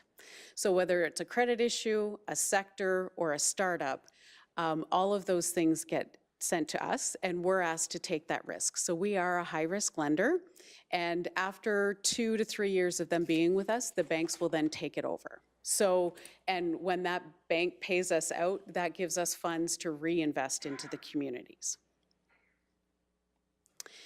So we also do community economic development projects. I want to tell you a bit about some of the projects that we have ongoing right now. So we have one called the Succession Matching Project. This is a project that's actually wrapping up at the end of this month. We've been running it for 2 years now. And it was looking at businesses that are wanting to sell their business and matching them with entrepreneurs that were wanting to buy. So it was matching the sellers and the buyers together in a project. There are many legacy components to that project that even though it's finishing at the end of this month, we still have resources available to help those people. So if you know someone that's looking at wanting to sell their business, certainly send them our way and we can help them with that. Our second project is the Mastering Your Recovery, and that has ran for the last year. It's wrapping up at the end of this month as well. And when COVID started, we sent out a needs assessment to all the businesses in our region and said, what do you need help with? And overwhelming, the 2 that came up were marketing and mental health. So marketing, because COVID taught them that they needed to go online. So they needed to pivot how they did their business. So they needed help with that. And mental health, it was just an extreme amount of stress, anxiety that came along with not knowing if their doors were going to be open from one day to the next. So it just caused a lot of mental health issues. So we ran training and workshops for the last year in marketing and mental health. In the last 3 months, what we have gotten from our businesses is that they really need help with cash flow management, I should say. They've exhausted every resource. They have sunk all of their personal savings. They have they're running on fumes basically, and they need help with budgeting and cash flow management. So we've added that component, and that will actually continue for the next year. So if you have any businesses that are looking at needing some training with cash flow management, certainly send them to us. The Digital Economy Program is just starting up now. We have hired our first student and looking at hiring 2 more in the next week and a half, and that will run until March of 2023. That program has 2 phases.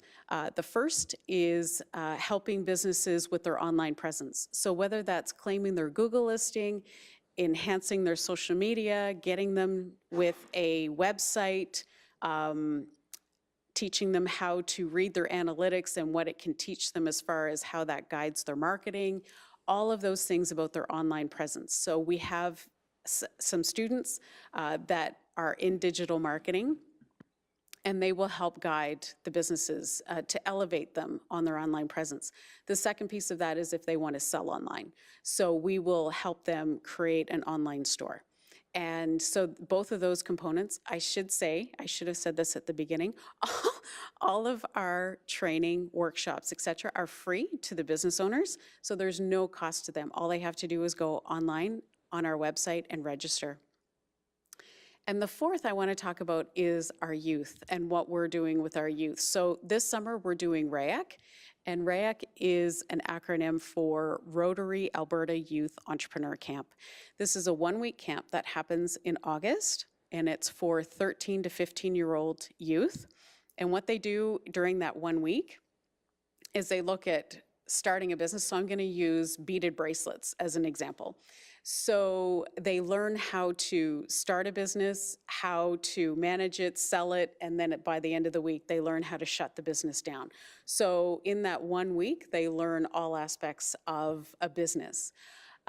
We have been doing RAAC for a number of years now. This is going to be the last year that we're going to run RAAC, because in 2023, we're going to flip to a program called YETI. And YETI is an acronym for Youth Entrepreneur Training Initiative. And what that is we're targeting junior high and high school youth within our region, and they will actually start a real business. So whether that's a lawn mowing business, if it's painting, whatever it might be. And the first week of July, they go on an intense 1 week training where they learn all aspects of starting and running a business.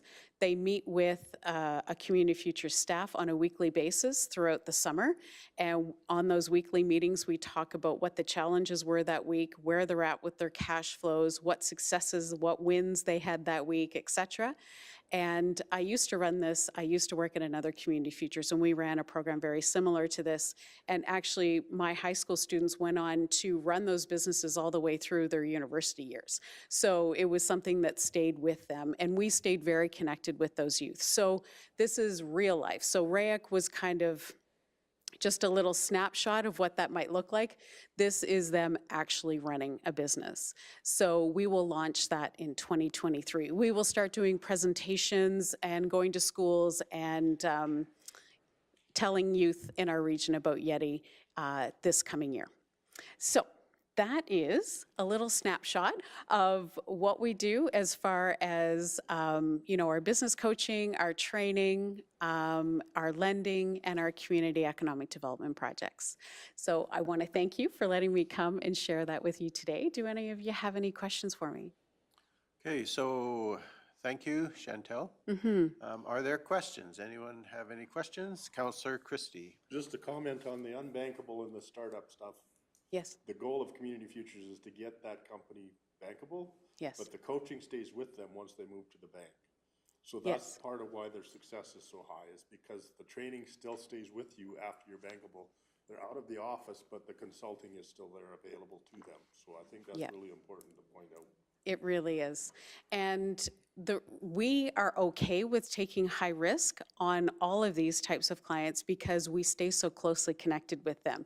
And we do that monthly business coaching, and we do the training, and we do all of those things to ensure their success. So it's not like we give them a loan and we don't talk to them for a year. We stay very, very connected with our clients, and they become like family, if I'm honest.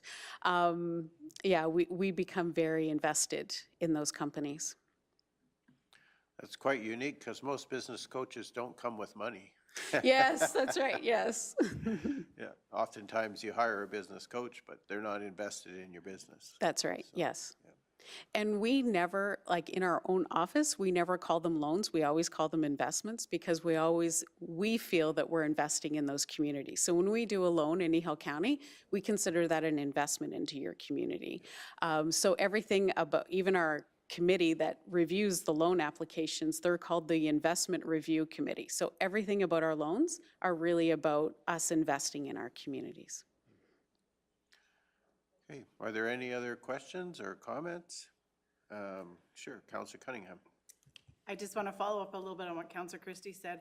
I'm a big believer in entrepreneurial spirit, and I really liked what you said about hearing their story and that you're character lenders, because you know, I think there's a lot of stories about people that came from nothing and someone took a chance on them and Yes. became very successful. So I appreciate you folks doing that.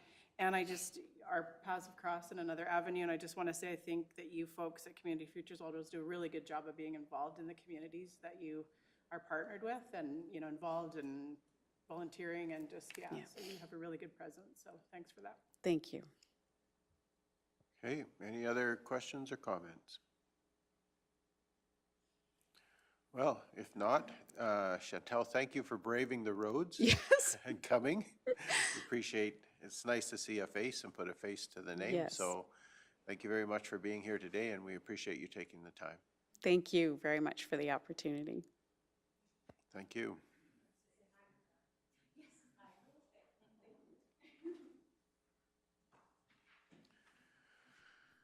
All right, so we will go back in our agenda to 6.1, and we finished the revenue side, so we're looking forward to the expense summary. So, Mr. McKinnon, when you're ready.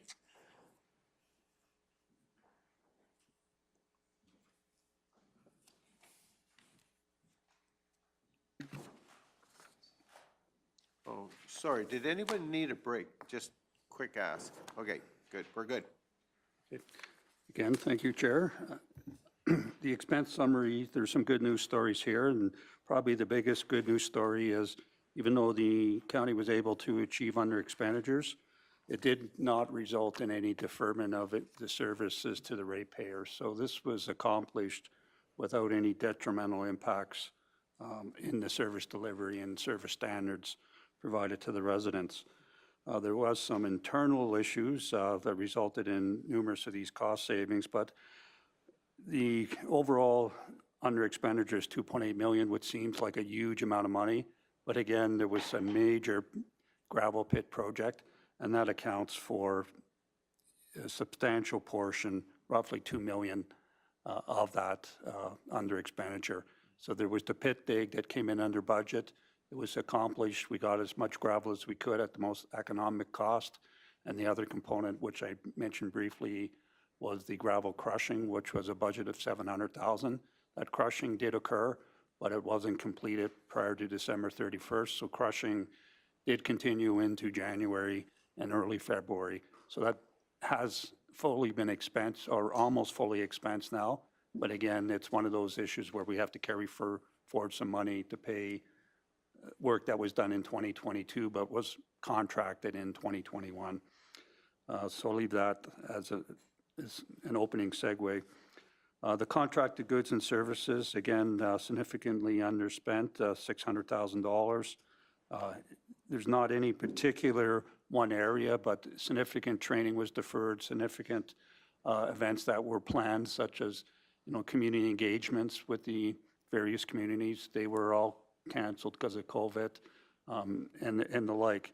Even in the last couple of quarters, in the last quarter, greater contracts, external contracts were canceled because internal forces couldn't manage them.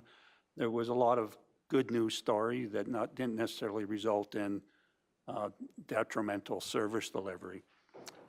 Again, facility maintenance projects, some of them were deferred, but a lot of them came in under budget. The ones that were deferred were mainly because we couldn't get parts because of supply chain issues. So there was some bad news there, but we've deferred those. They will still get completed and accomplished in 2022. Materials and supplies, slight under expenditure in that area. And again, there isn't anything that sticks out per se. It's a bunch of $2,000 items here, there, and everywhere, but it adds up to, you know, $95,000 overall. Similarly in salaries, it looks like a big number, That's $675,000. That's on an expenditure budget of $9 million for salaries. So you have to take that into context, that look at the aggregate budget in some of these areas in relation to whether it's over budget or under budget. But of that $675,000, and I'm going to round the numbers generally, we had a couple positions that were vacant during the year for the complete year, some partially. So that resulted in, what I call gapping savings of around $300,000. So even though we did our best to recruit because of the COVID world and all those things that were challenges in 221, we weren't able to fill some of the positions. The ones that aren't filled will be dealt with in 222.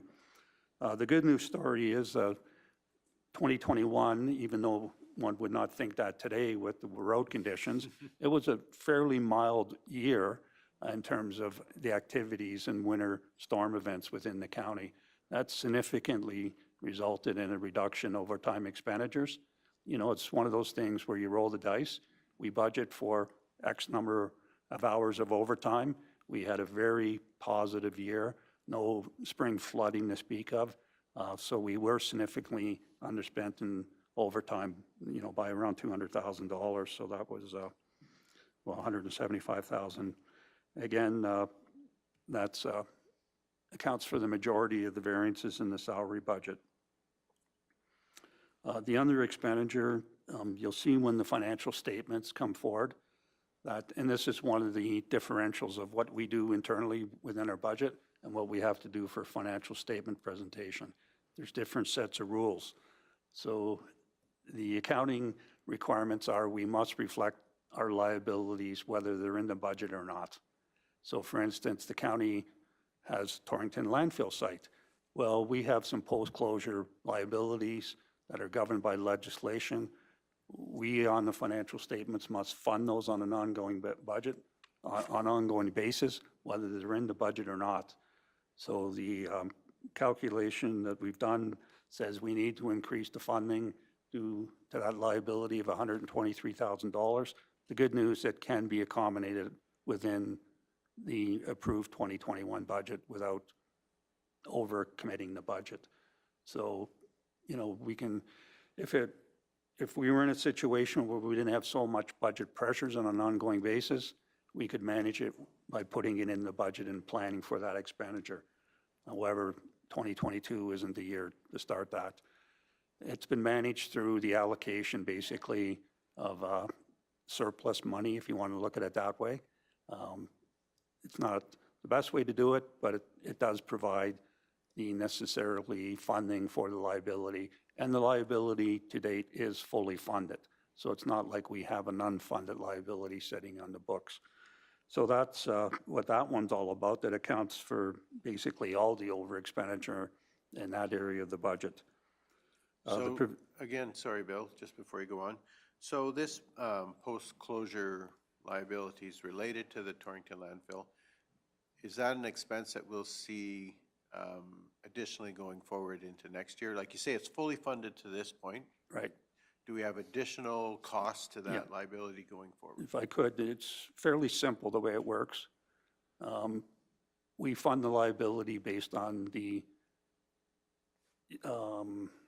capacity used of the landfill. Okay. So if we're using capacity of 5% each year, we have to fund 5% of the estimated liability. So we go through a process, which we did this year. The auditors are pretty happy updating the costs because the costs were way outdated. They were based on 2015 closure numbers. Well, we've had this thing called inflation. So we have to update all the estimates, update the capacity estimates where we actually are. In 2018, we did a flyover of the landfill and got some aerials, and based on those aerials, determined what the likely capacity usage has been to date.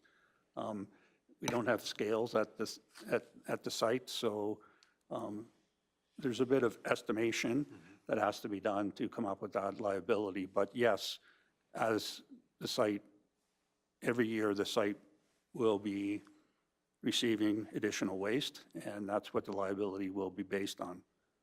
Okay, so as we use up airspace and get closer to closure, we are funding that liability as we go.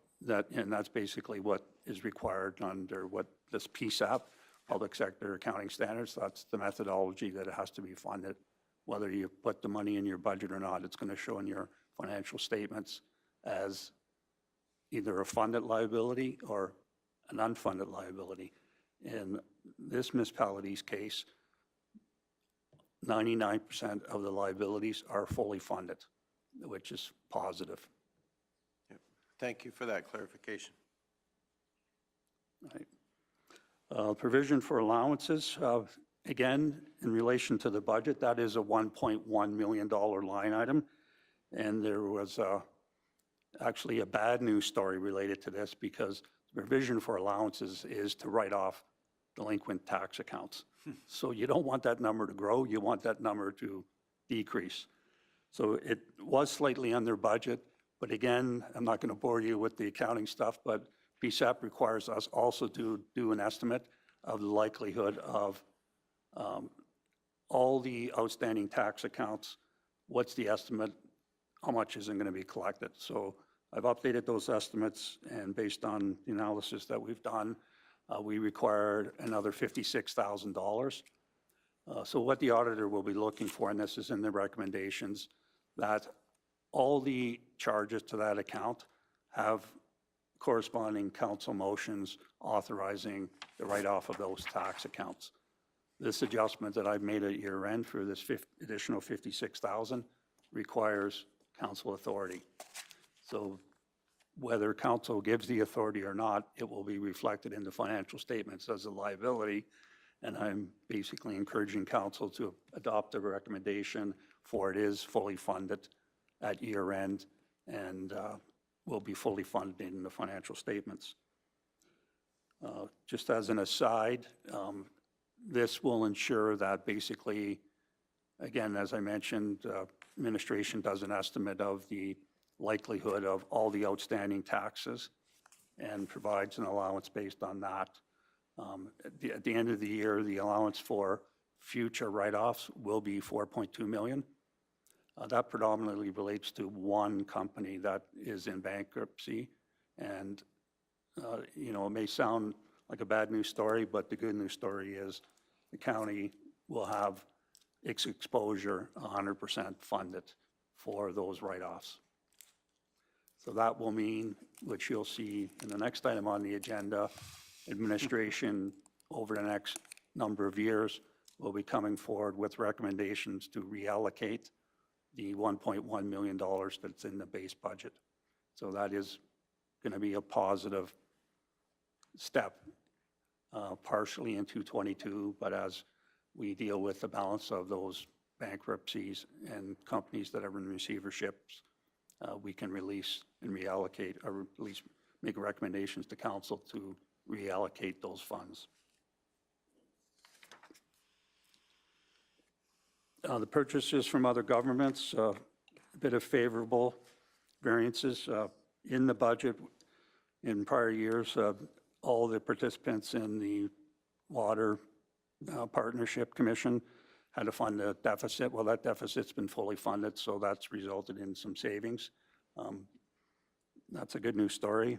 And again, the Drumheller waste, we overestimated our exposure in the 221 budget, and our costs came in lower than budgeted. So again, a small variance, 12,000 sounds like again a large number, but on that budgetary item, it's a 1 or 2% variance. Transfers to other governments, it's unfavorable. Again, it sounds, when I use the term unfavorable, it may imply that it's negative. In this case, it's a positive story. We're able to accommodate these over expenditures because we do have a surplus. These over expenditures are in two specific areas. One is the Village of Linden, previous councils guaranteed some funding. That money is in the reserve, but we are not going to pull the money from the reserve since it can be accommodated within the adopted budget in 221. The other item is the Trochu pool. We have an agreement with Trochu to cost share on their pool. We levy and provide an amount in the annual levy budget for that item, and then at the end of the year, do a reconciliation. If the expenditures are over, we'll recover the money in 222. So it's showing as a negative variance in 221. It will be fully recovered in 222, and we do that process every year to adjust the requisition based on an over and under basis. So in 221, it's showing up as a negative variance, but we will recover those monies in 222. So again, there's some timing differences, so, you know, the unfavorable, favorable variances have to be interpreted loosely. Let me leave it at that. Again, transfers to organization, 187,000 underspent. A big chunk, 80,000 related to the various grant programs that didn't have full take-up. COVID issues again, a lot of community organizations could not undertake the level of activities they wanted to do. The county received less grant requests and therefore gave out less grants. This will correct itself as we go to the post-COVID regime again, and the expectation will be the intake of grant applications in 2022 and 2023 will return to previous records. And there was a contingency for some items in the budget. Those items didn't come to fruition in 221. They likely will be required in future years' budgets. And I'll leave it at that.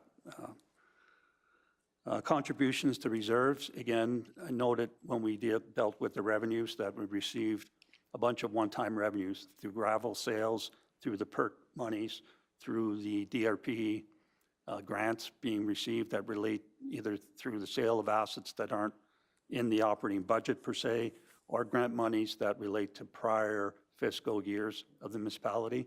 So previous council direction has been, during this term of council, has been to contribute those monies to reserves. So it looks like it's an unfavorable variance, but it's actually a good news story because 945,000 additional dollars were contributed to the county's reserves that will fund future expenditures and or capital investments. Again, the gravel project, I talked about that, and hopefully council's aware that the project did come in under budget, but did substantially achieve the objectives of the project, i.e. to basically create a gravel supply for the next 8 to 10 years and the like. So came in under budget because we basically got as much quality gravel, and the project was discontinued because there wasn't a good payback to continue. So that's it on the expenditure side. Now the big segue is this part of the budget presentation. So during the first 3 quarters, you will not see an Appendix C. You do, but it's called something else. But what we're attempting to do here from an administrative perspective is saying, well, that raw surplus isn't really a good indication of the actual performance of the municipality throughout the year. Again, the accounting rules are we have start January 1st, we continue and close the books December 31st. Well, some of our activities will straddle various fiscal periods. So we may have a project that started, it isn't completed. We got to deal with that. We may have unplanned revenues that have come in that are creating some blips in, as I mentioned, well, we'll get to it in a minute, but one of them is we booked a lot of penalties that are showing up as good revenues, but the likelihood of collecting those revenues is slim to none. So it's artificially overstating our surplus position. That's very important for council to realize because from an administrative perspective, generally council will make recommendations to dispose of that surplus. Well, if council makes recommendations to fund reserves, we're not going to get that cash money. So we'll artificially be inflating our reserves and it won't be backed by cash. So when the auditor comes in, they'll note that, oh yeah, you say on the books you got 40 million in reserves, but you don't have any cash because you haven't collected any cash to fund these reserves. So you would have unfunded reserves. So it's giving an artificial presentation that you have all this reserve money, but then actually you got no money in the bank.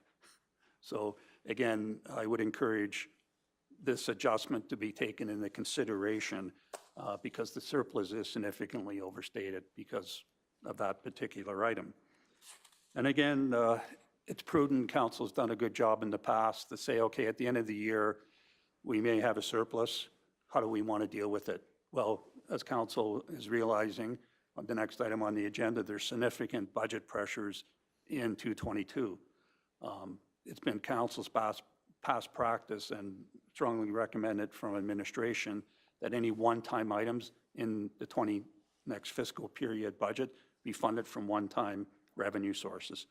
Well, the surplus is a one-time opportunity to fund one-time projects without putting additional pressure on the tax rate in future years.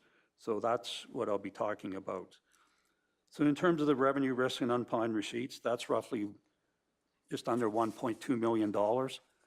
And as I have already articulated, it mainly relates to roughly $1.1 million relates to penalties that we've booked on the books because these accounts are still active. They're still on the assessment roll, but the likelihood of collecting the money is slim to none. So I'm strongly encouraging council not to allocate those monies to a reserve because we don't have cash to back it. And it's just going to give,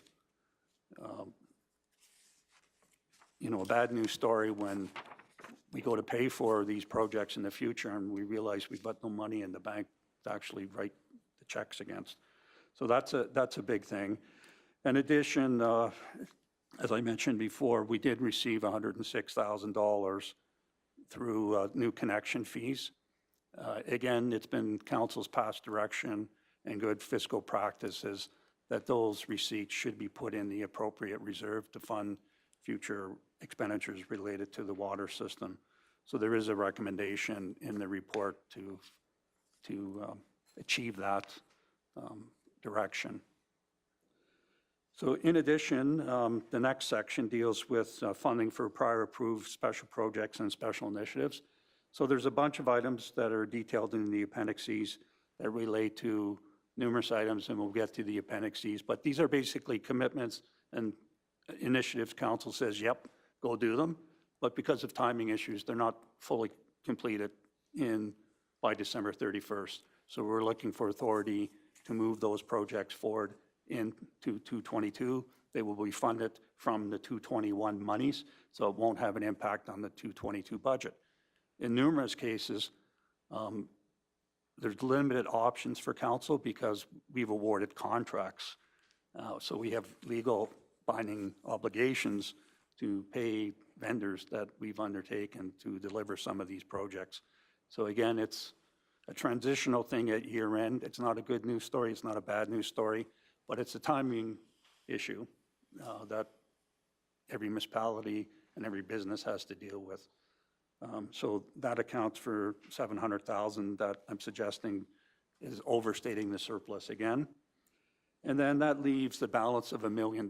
You can look at it this way, that that's sort of open as real surplus money. But looking into the future, and what administration tries to do is take that multi-year view of the world, we have significant exposures as a municipality in 222. And I've articulated a couple of the exposures. The big one is fuel prices in 222. We have a fuel, the county buys and utilizes $1 million a year in fuel. Well, you as an individual know what the price of gas has been hovering about and the spikes that are occurring. We've provided some allowance in the 222 budget, but not enough at the current price of oil. So if a contingency and an allowance isn't provided somewhere, we will be significantly overspent in the fuel budget based on the 222 budget that's before you. Who knows what's going to happen to the price of fuel, whether it's a 3-month blip or whether it's going to continue for the balance of the year, but it is a significant area of risk in the 222 budget. So overall, I'm saying that there's an opportunity for council to mitigate the risk in a couple areas, and this is the methodology that would mitigate the risk. So, excuse me again, Bill. I had a question related to that, and really my question is, do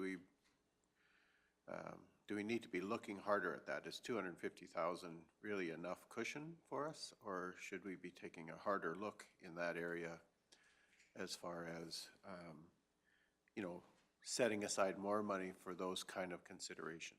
Yep. And I've identified two items, 250,000 each. Yes. That leaves another 500,000 that's unallocated at the moment.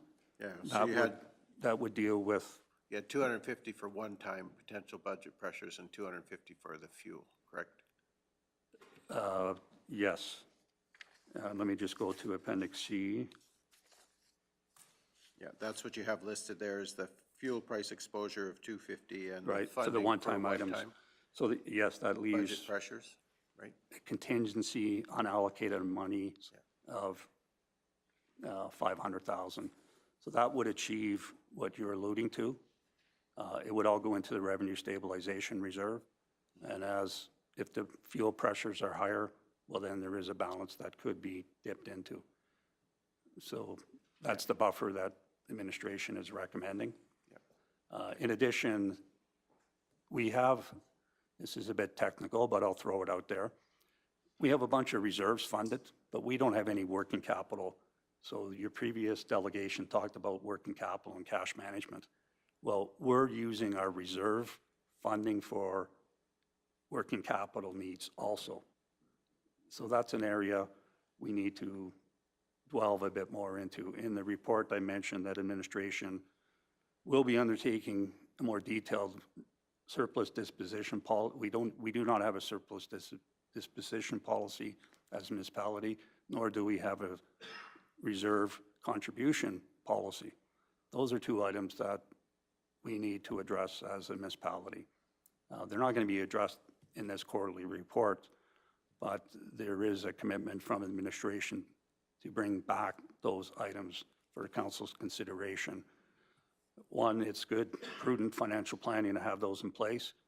Two, in my opinion, it would facilitate some of the discussions that would be happening at the upcoming council strategic planning process. And three, it would assist the development of the long-term financial plan for the municipality. Without those in place, there's a lot of estimates happening. And people that have an accounting designation always say, are these estimates reasonable? Not necessarily 100% accurate, but are they reasonable? And without those steps being taken, I can't assure council that the amount of funding that we have in various reserves is reasonable. Yeah, and I guess I was just looking for your comfort level at that, whether that provided us with what we needed or whether you were thinking that we needed to be looking harder at that. And well, definitely if the trend continues, and I alluded to in the report that it's going to be 250 probably at a minimum now, and likely the way things are going. Well, I know in my own business is concerned, right? Fuel is going to be a big part of what we do, so. Right. So there's exposure there. And if I could just through the chair again, the exposure in the operating budget is related to fuel, but there's also lubricants and all those oil-based products that we probably spend another $200,000 a year in the operating budget. The big exposure will be on the roads program for those roads that we use various treatments, whether it's asphalt or other type of treatments that are heavily oil-based products. And, you know, our cost of those, delivering those programs, will see some spikes. Right. Okay, thank you. Appreciate the clarification.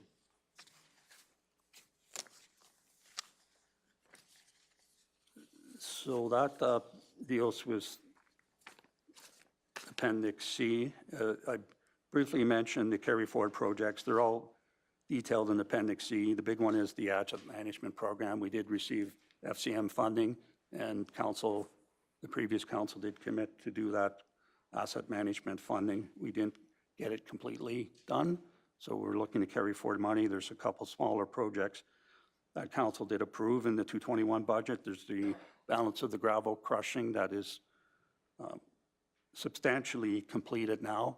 I don't have the exact number, but I know we probably spent at least 150 to 200,000 of that in January and February. So that's substantially been completed now.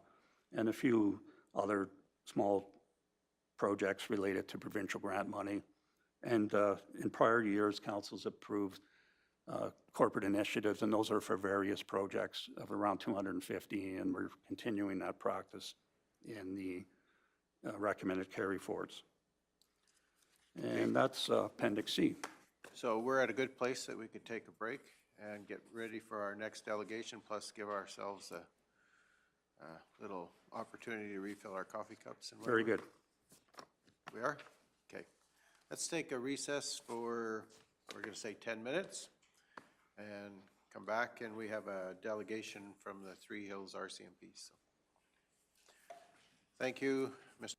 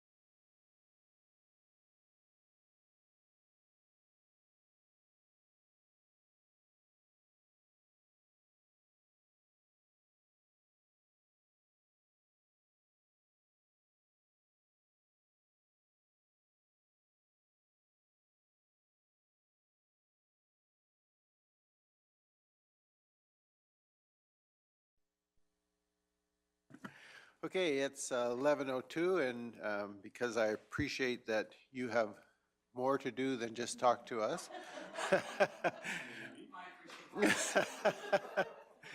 But we do very much appreciate you being here with us, and we do look forward to opportunities to hear what's going on and to have a chance to hear what's happening in our area. So thank you for being here. So, yeah.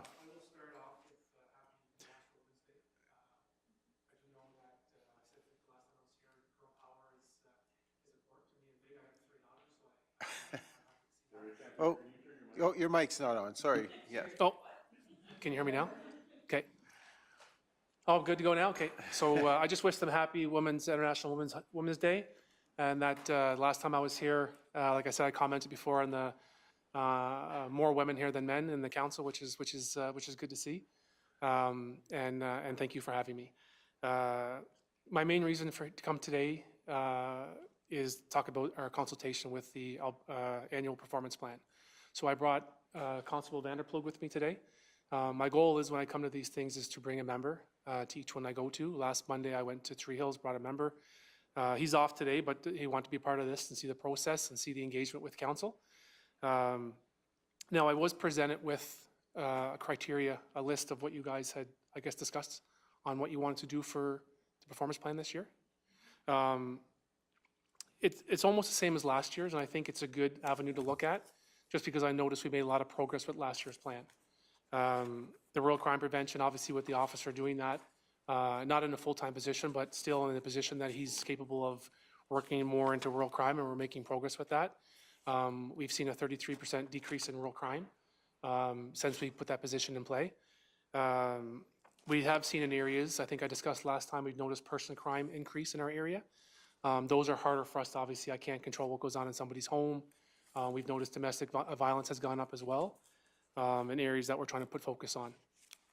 I am working with VSU right now to try to bring in Dr. Jody Carrington into our area to do a presentation that would be free to people. There's a grant that we can plug into. Again, it's still early planning stage for that. And we're going to try to bring it probably towards the older kids.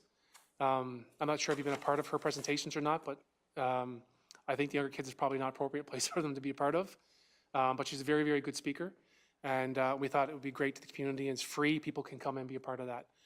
So we're working on that. That's great. There's another individual doctor, I can't remember who it is. Carolyn was working on that to bring him into the schools with the younger generation to try to, so we can get the older generation and the younger generation when it comes to domestic violence and see if we can provide that support. And that's all part of the next consultation when you said the community safety through programs and workshops. I know you did receive an email from Deb, I believe, on some programs coming up for train derailments, which could happen in our area. What was the other one? Tabletop exercises for grain elevators and for Train derailment. So something we definitely would be engaged with and whatnot. But what I also started up, and it was more from, I believe, FCSS and Three Hills. They started a program that are bringing all the agencies together, including Kneehill County, on discussing on ways we can provide support for mental health and different avenues for use, that kind of stuff. It's really early in the stage. A couple times they've tried to meet, it kind of fell through. I know they've been doing some Zoom stuff. So we have identified one of our members, Constable Buzan, to take on that role. And she's going to be engaged in that topic with them and trying to find some resources in the area. Great. Another program that was introduced in Three Hills was able to get on to get some help for our detachment is there's an RPAC team. I'm not sure how this is going to roll out. It's one member and one nurse team. Now I've worked in detachments like Grand Prairie where this is a very, very good resource to have for mental health. The only thing I see from what the initial stage right now, it's one member, one nurse that are combined together, but they're running 7 different detachments and they're based out of Cochrane. So I don't know how much support I'm going to get with that, but it is an avenue that we can dip into, worst case scenario. My rebuttal on that part to them when they're building this program was normally when we get the call, it's the last resort call, right? We're coming because they need help. I've been very adamant that our mental health calls have increased dramatically, especially in adults, very, very few in minors. And it's an area that we're obviously trying to do better in and you know, provide that assistance and help. And we're trying to find better ways to do that. So it's definitely going to be on our plan, even though I know you don't have it focused on here. Through the plan that I do build, we do side plans, and mental health is on there. And it's trying to find programs, try to find ways to bring that connection to our community so people can get that help. There is another program I know that's coming to Three Hills. I don't think it's in play right now. It's a former paramedic who's gonna be running out of the Legion. Normally there's a counselor that comes from Drumheller maybe once, twice a week. They're looking at doing it full-time here in Three Hills to provide that assistance. So it's very, very new still. He came in one day to meet us, but they're literally just paving the way right now how to put it in play. And it sounds they're going to run it at the same building, so at least there's that consistency for people that need that help. It's the same building, just a different person doing it and providing that resource. So we're working on different programs like that to try to provide some assistance. With the presence in rural communities, building relationships and partnerships, of course, we're still big on that. We make a lot of community patrols, we stop in and say hi to people. Lobster Fest is what's called? Yeah, Lobster. I haven't been part of this. Since I've been here, COVID has stopped everything, so I haven't been able to take part. And same with Tim, I guess you haven't either. So I was really looking forward to that this year, but I'm part of the VSU board, and it was yes and no, and I think last week in our last meeting decided that because of COVID and financial difficulty to people and businesses, they decided they were not going to proceed with Lobster Fest this year. I did hear a council meeting on Monday in Three Hills that cruise weekend? Cruise weekend. Is going to be going ahead this year. Good. By the sounds of it. So that'll be new for me. And apparently it's a quite busy weekend here in town. Yes. And whatnot. So we'll be part of that, of course. And we're always trying to find ways to partake in events in communities. If we know something's going on, we always try to be or send a member. If somebody's working, stop by. And we received really good response from community people with that. Just members stopping by and being part and being engaged, being approachable, those kind of things. And that's what we're striving for with our community. The last time I was here, I know I did discuss our call for service did increase dramatically. Personally, I don't believe that our crime increased. I just think people have more trust in phoning. I do a monthly log at one point with the paper where I discuss our calls for service, and I think people are seeing, well, people are calling them about this, maybe I should call too. So I think we're just getting called more than we were before.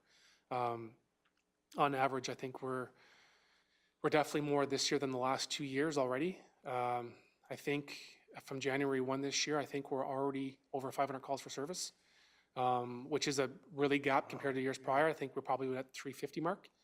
So quite a bit of calls for service increase.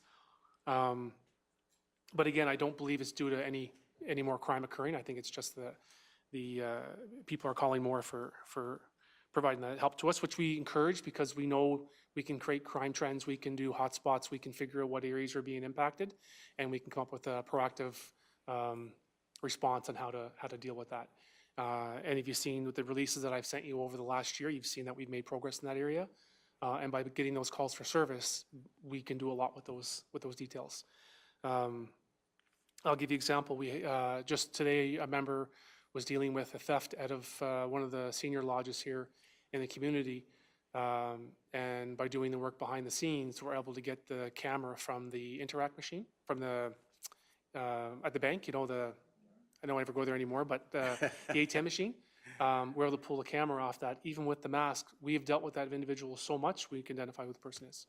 Oh, wow. So there's ways we can do it. Even though we don't get them right away, we're able to get access and write production orders for bank accounts, that kind of stuff, to ID those people. So the rural crime member, for example, last week located the vehicle with a stolen license plate on it, took that vehicle, seized it, wrote warrants on it, able to find break-in tools, property crime the person sold, identified who the RO is, who we know, that kind of stuff. So we're finding ways of doing intelligence-led policing, just not out there, find them right away. We're able to use other areas to go after the same people and identify who they are and arrest them. So, and bring them to justice for the crimes they committed. So we're making a lot of progress in that area too as well.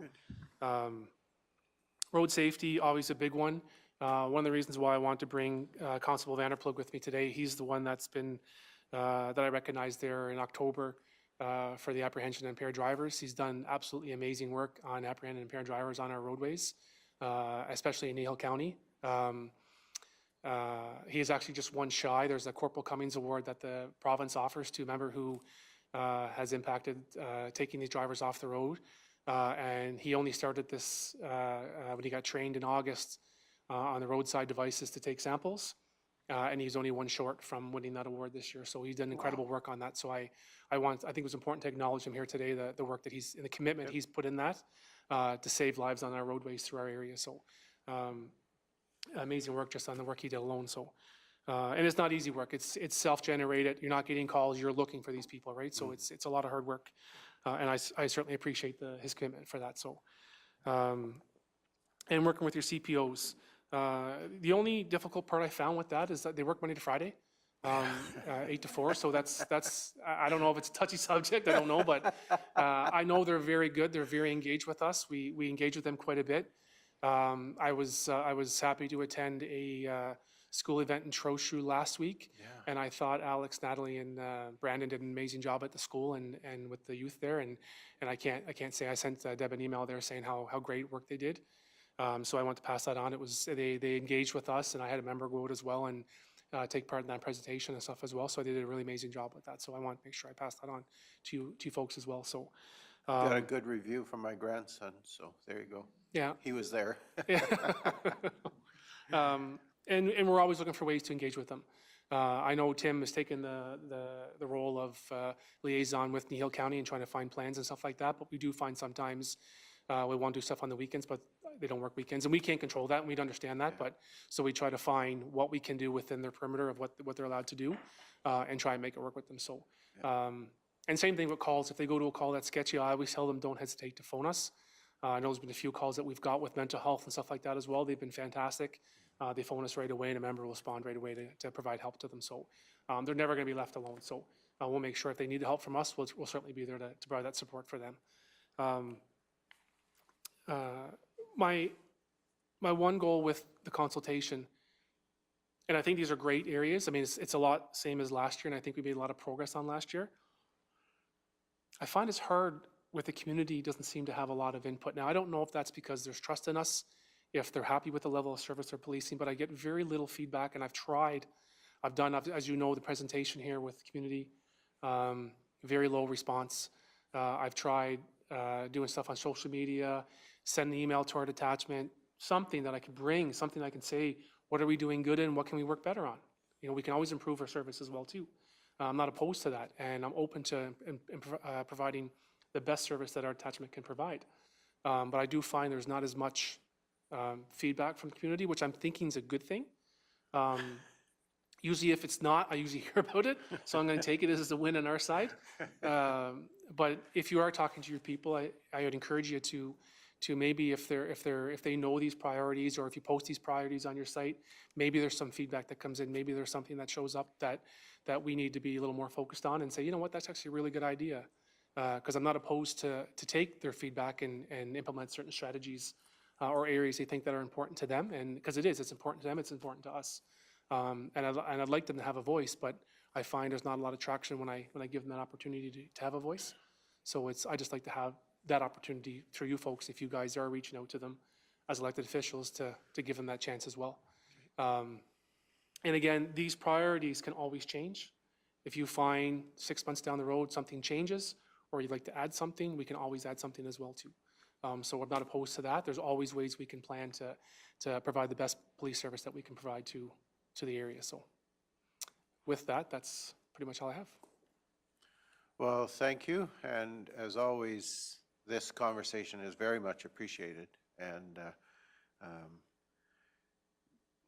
we probably could help in terms of trying to say to our ratepayers, they actually do want to hear from you, right? Mm-hmm.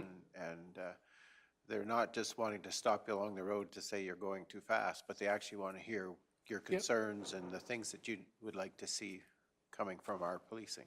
Yep. I think that from my personal point of view is the relationship that we have with the Three Hills Detachment has much, much improved, and I'm very thankful for that. So I you know, when you talk about the new initiatives and the things that you're doing differently, you talk about focus on impaired drivers. All of those things are greatly appreciated. And certainly I know me sitting at this table, and I'm assuming the counselors with me are very appreciative of that. So thank you. I appreciate that. Yeah. I'm going to give them a chance to ask questions or comment. Anyone care to? Councillor Christie. I much appreciate your focus on being proactive, not reactive. So that proactive thing is way more positive than having to deal with a problem too late. So thank you very much for being very visible and being out there. So thank you for that. I appreciate that. Councillor Cunningham. So thanks for everything you do, and congratulations, Tim, for the work that you're doing. That's very impressive. As someone that's lived here, well, feels like 100 years, but anyways, when you talk about community and trying to engage, I think, like you mentioned, like unfortunately with COVID, the lobster and the parades and all those fun things have kind of been put on hold. I think you'll find that's probably your best avenue of engagement, is just those informal opportunities. Even for myself, I find it with ratepayers, like it's when you run into people at the grocery store, at the bank, and so I wouldn't feel discouraged that people aren't reaching out, but I think you can probably have some pretty good conversations just in those events, hopefully, that will be happening this year. Okay. Councillor McGee. Thank you for being here. I thought you'd like to hear this little story. My husband was involved in a sporting event in this community this past weekend, and it was very prevalently spoken about how we can't drive home with drinks. And they work together as a group to, because the emphasis on real crime is making it impossible to get home. That is exactly what was being said at this event, and I thought you'd like to hear the community stories of it being very effective and people talking about it. And let me tell you, that makes me feel better because... And that's what we want. We want people to make the right choice. We're not wanting to apprehend people. Obviously, we don't want them to have these massive fines and to get into this kind of trouble. Our goal is to curb that. And to me, I'd love hearing that story because it shows me that made a difference. It did, and it made a difference because they talked about it as a group as well. It wasn't an individual thing. It was something they worked together with each other about. So that was Great to hear. Thank you. Yeah. Anyone else? Any other comments? Councillor Penner. Just a comment, with Kneehill having 5 detachments, it's just so awesome to hear you guys talk. I'm not in where I live, I'm not in your detachment. I wish they were all like your detachments. Sorry, I really appreciate that comment. I have respect for all of them. Honestly, I have respect for all of them. But you guys, to me, and I was one of the ones that brought the community engagement part forward, because we've had some events in our hamlets and events, not in your detachment, that they've been there on the street, but they haven't come in to have a burger or have a visit. You know what I mean? And that's why I brought that forward, is to do similar to what you're doing here with the schools and that kind of stuff. And so it's unfortunate to hear that because you're giving them an opportunity and they're missing the mark. And for years, when I move and change detachments and I get to different places and I see that what you're talking about, members will show up, but they'll do the loop and then leave. So as a strategy, what I do is I make them stop and go in and make those connections with community, because I see that as an opportunity to build, to make a mark there, and show them who you are, you're approachable, they can come talk to you, those kind of things. So to me, I agree with you, it's extremely important. So I appreciate the comments, I really, really do. And we're going to continue that way, obviously, on our side of the fence. But I encourage you to push that on the other side as well, because I see the impact in it. Every detachment I've worked at that we do that, it's only benefits everybody involved. Yep. So. Yep. Any other comments? If not, what you are doing is being noticed, and certainly, as Councillor McGee mentioned, it's being talked about in the communities. Putting a face to our police officers is so important, whether it's in the school or it's at the coffee shop or it's at a community event or whatever. And so it is appreciated and noticed. So thank you very much. Thank you. Appreciate your being here today to chat with us. So thank you. Thank you for having us. Okay.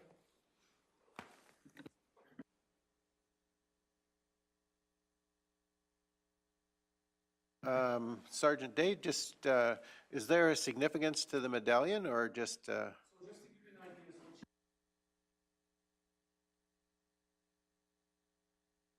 So the coin, and I left one for you too, Jerry, it's on your desk there, and the challenge coin is, it comes from the military. Many, many years ago, when a military person was in battle and say they were shot down, and obviously they tried to get a uniform because they didn't want the bad person to see, the enemy, to see that they were in the uniform. Their coin was a way to get back through safely into their base. So they would present the coin. And if you really are interested in the history of that, I would encourage you to write up just on Google challenge coin history. It's quite remarkable, the history in the challenge coins. It became very popular. It's more military, but it became very popular in law enforcement in the last maybe 15, 20 years and whatnot. And what military do with it, it's if you go to a pub, just to give you an example, you keep your coin on you, and it's called a challenge. So you go to a pub, and as a group, you go to a pub together. Now, if I have my challenge coin on me, if I challenge you, I put my coin on the table. If you don't have your coin, you have to buy my drink for me. So here's the other part of it. If you have your coin and you lay it down, then I have to buy your drink because I challenged you. So it's a little game that we play with our coins. So, but if you're interested in the true big history of it, if you search it at all, it's an amazing history on the challenge coin in the military, which it's a nice little reading. So.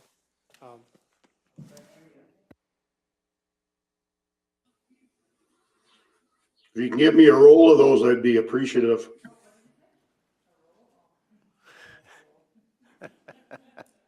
you need a roll of coins, Jerry?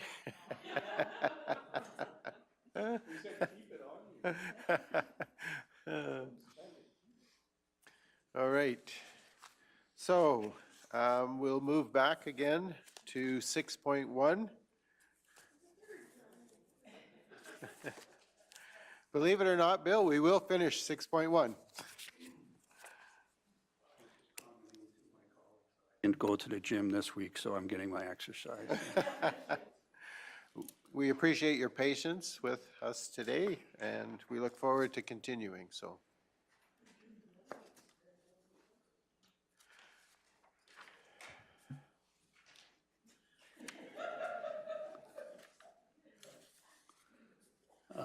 The next item through the chair is the project summary, Appendix D. Again, there was 29 operating capital projects. They're detailed in the appendices. 19 of the projects were completed. 1 project was canceled. Some of the 8 projects are being requested to be carried forward.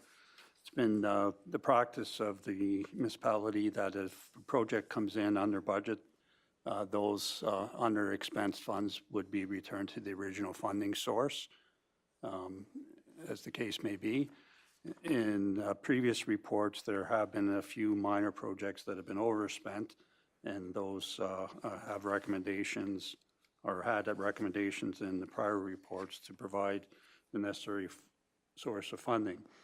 So if we just jump to Appendix D, you can see right in the middle, there's a shaded column that has complete or carried forward. So obviously, if a project's being carried forward, it means it's not substantially complete.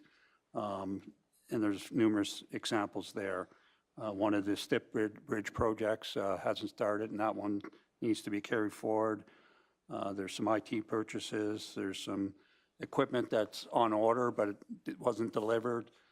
So again, some of these have contractual obligations that are outstanding. Some of them don't. Emergency communications is another example. So the amounts that are in the second last block column from the right is the carry forward amounts. So you can see the emergency communications, 147,000, Horseshoe Canyon, 1.3 million, Stip Bridges, 350. You get the drift. So that's what administration has recommended to be carried forward for these projects that aren't substantially complete. And the funding source is also identified. So you'll see at the bottom operating projects that also are being requested to be carried forward. Those have been included in Appendix C, which deals specifically with the operating budget disposition. So Appendix D, even though it has both the operating and capital projects, the focus is on the capital projects. So those would be carried forward. When I say carry forward, especially for the new councillors, these items are not in the 222 budget. So if council agrees to these carry forwards, they would be consolidated with the budget for 222 that council does adopt. So you would have a combination of new funding for the 222 budget and then carry forward funding that is basically funded from tax dollars or other reserve dollars that were allocated in prior years. So that's the mechanics of the process. So there is a recommendation to seek authority to carry forward both the operating carry forwards and the capitals. In terms of the operating projects, you can see there's only 3 of those that are being requested to be carried forward that were in as projects. There were a couple other items in the base budget that weren't completed, but in terms of the specific projects, there they are. Again, the 2 economic development, 2 minor projects there, and the balance of the crushing money. So if you go to that crushing line, which is project 22, you can see that the original budget, project budget was $700,000. During 2021, we did pay out the contractor roughly $408,000, but we have additional commitments to the contractor. And as I mentioned probably numerous times now, that work was undertaken in January of this year and February, and it will, I don't know, Mike, if you know, it's still going on, but it's substantially will be complete. I can't remember what, we're basically doing $30,000 every 2 weeks. So, you know, it will be committed and paid out very shortly. So that's it on the project summary, unless there's specific questions on that project summary. I think we're good. Okay, Appendix E is the cash and investment summary. This will change every month now, but you can see the bottom section is more activity than the last report. But basically, given the exponential increase in 2019, we've seen an exponential decrease in interest rates and return on the county's investments. Over the next 2 years, there will be a corresponding exponential increase. So in 2021, our investment budget was $300,000 of expected receipts. That's up closer to $500,000 in the 2022 budget, and we'll move up roughly $200,000 to $250,000 a year for the next 2 years until we are back to a reasonable amount of earning at least $1 million a year in interest earnings. So you can see the rates are very variable there. They range from a 0.7 to a 1.8% yield on it. Again, we're taking a cautious approach to ride that upward curve that will be occurring all the way through the next 2 years. Again, previous presenters said like cash management is, if you run your own business, you realize that cash management is the king. If you don't have cash management, you're going to run into trouble. So administration has taken a very hard look at cash management issues, and that has provided opportunities to get better rates and timing. You'll see the timing of this in the future changing. That will be moving from traditional, very short-term investment horizons for the county to a blended horizon for investments. So some of the money we have in reserves won't be needed for 5 or 10 years. No sense getting a low rate of return on a 270-day GIC when we can triple our return through other vehicles. So that's it on the cash management. At the bottom, there's some notes. In terms of our budget estimate, we basically predicated the budget on a 0.8% return, which is very modest.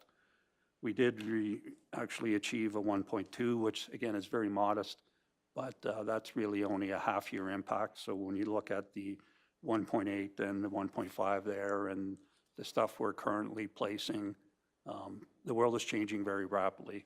So right now, even on a very, very short term, we can achieve over 2% easily.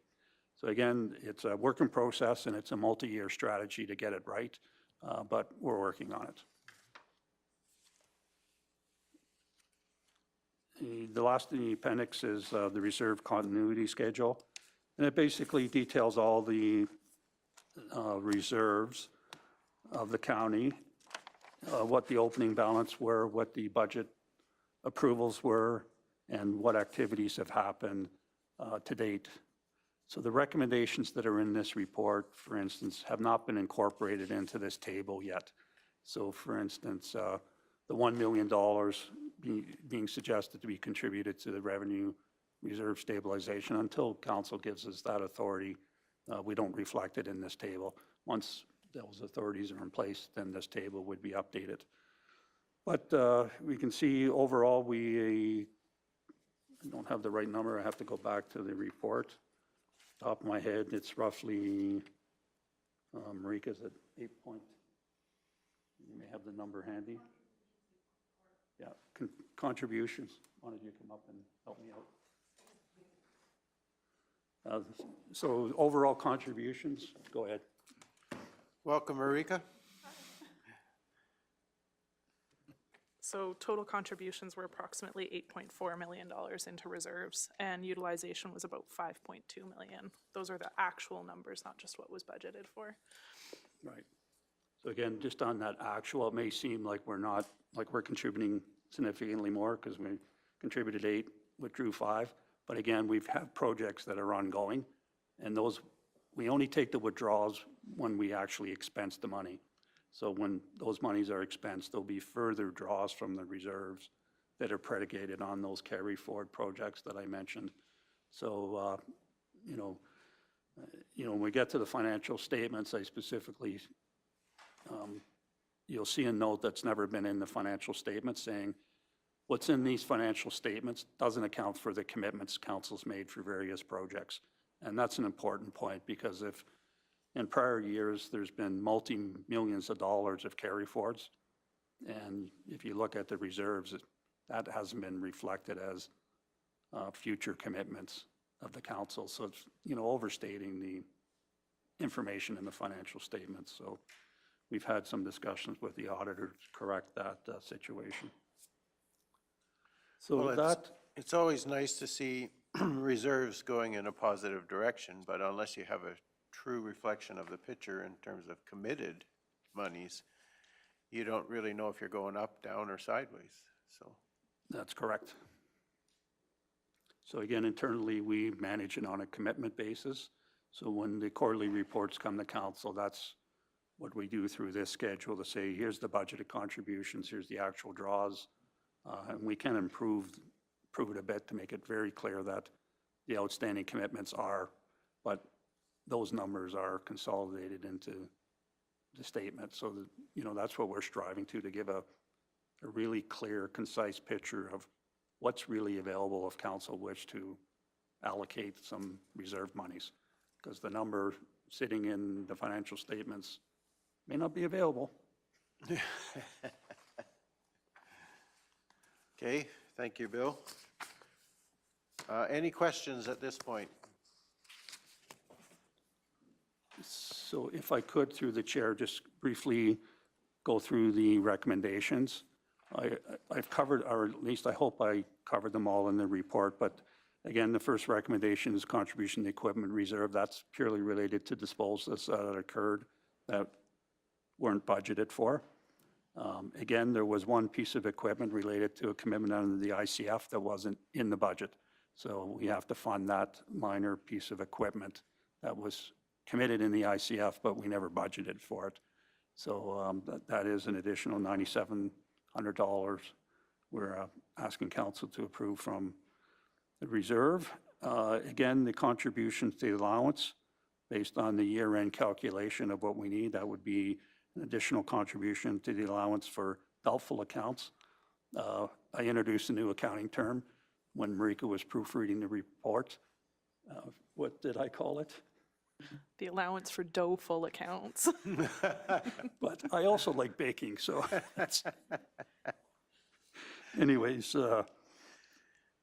again, the contributions to the reserve stability to fund the operating budget projects of 708,000. The capital carry forwards of 2.6 million that were detailed in Appendix D. The unbudgeted additional frontage agreements of 106. Inadvertently, when we budgeted the bylaws related to the connections for the normal risers, we budgeted it for in this account. It should have been budgeted in this account, so we just need to correct what account we're putting these funds in.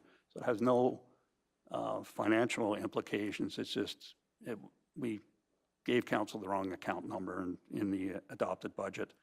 And the funds will, of course, be allocated for the purposes that they were collected.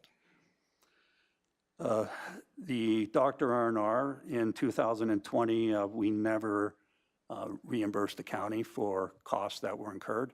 So they were reflected on the Dr. R&R accounting statement, but we never did the actual entry. So this recommendation would recover the monies that were expensed and approved by the committee in 2020. So if we don't approve this motion, it's a freebie to the Dr. R&R. That's correct. Right. But as I tell my colleagues, I can code things to your account too. So. Yeah. I have the code, I have control. And the last recommendation is to deal with the disposition of the balance of the surplus that was detailed in Schedule C, which would be another $1 million contribution or proposed $1 million contribution to the Revenue Stabilization Reserve. That may leave a small, surplus. We still got to go through the audit. We're actually, just for council's information, the audit has occurred a month earlier than in prior years. So we've been sort of stressed a bit, but we're managing. Some stress more than others, but anyways, that was a challenge. But, there may be something the auditors come up with, and, we won't know the exact number. And again, when the financial statements come forward, that whatever the balance of the surplus is, right now we're estimating roughly 500,000. Whatever that balance is, it will be automatically flown into what's called the unallocated surplus. And, that's fine. So it doesn't have to be a precise reserve disposition to the dollar at this point. All the money will flow eventually to the unallocated reserves if council hasn't specifically earmarked it to go to A, B, and C, which isn't a bad process. And, I've done that intentionally not to allocate it out to the penny, because as I mentioned before, we do not have any working capital reserves. So it does provide a bit of buffer for cash flow purposes. Anyways, that's through the chair, that concludes the report. Okay, thank you. Since you walked through those recommended motions, the one question I had was with regard to the 708,800 on the Revenue Stabilization Reserve to carry forward projects. In the report, in the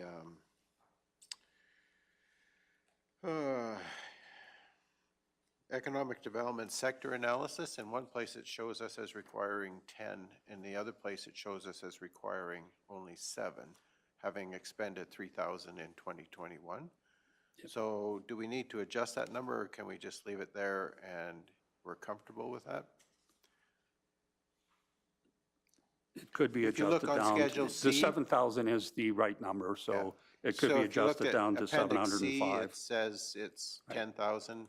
Right. If you No, look at Appendix D, that is an error on it's- my part. It should be 7,000. So we're fine if we leave it at the 708, or do we need to adjust for that? It's council's call. To be precise, you could adjust it down to 705, 800, and take the 3,000 out. So yes, we don't need that $3,000.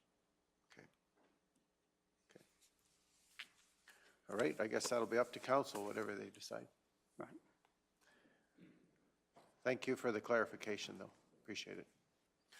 All right, we have a number of motions that are required based on the report that Mr. McKinnon just delivered, and so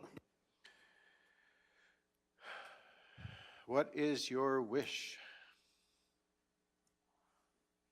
Okay, I'm going to start with Councillor McGee. You were slightly faster. The council, I would like to make the motion that we approve a contribution of $441,349 to the Capital Equipment Plan Reserve based on actual disposals in 2021. Okay, thank you. So we do have a motion on the floor to approve the contribution of $441,349 to the Capital Equipment Plan Reserve based on what actually happened disposals-wise in 2021. Any questions or comment? Okay, seeing none, I'll ask the question. All those in favor? And that is carried unanimously. Thank you. Councillor Christie. I'll make motion number 2 to authorize a draw from the Capital Equipment Plan Reserve in the amount of $9,750 to fund the unbudgeted ICF commitments. Okay, so again, we have a motion to authorize a draw from the Capital Equipment Plan Reserve in the amount of $9,750 to fund an unbudgeted ICF commitment. Any questions? I think we got that detail. So all those in favor? And that is carried unanimously. Thank you.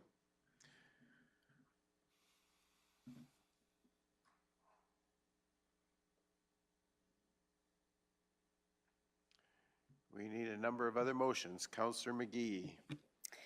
I'd like to move that we approve a contribution in the amount of $56,161 to the allowance for doubtful accounts, with the contribution being funded through the 2021 provision for allowances tax write-offs. Okay, thank you. Doubtful or doleful, eh? So we have a motion then to approve a contribution in the amount of $56,161 to the allowance for doubtful accounts, with the contribution being funded through the 2021 provision for allowances and tax write-offs. Any discussion, questions? Seeing none, all those in favor? And that is carried unanimous as well. Thank you.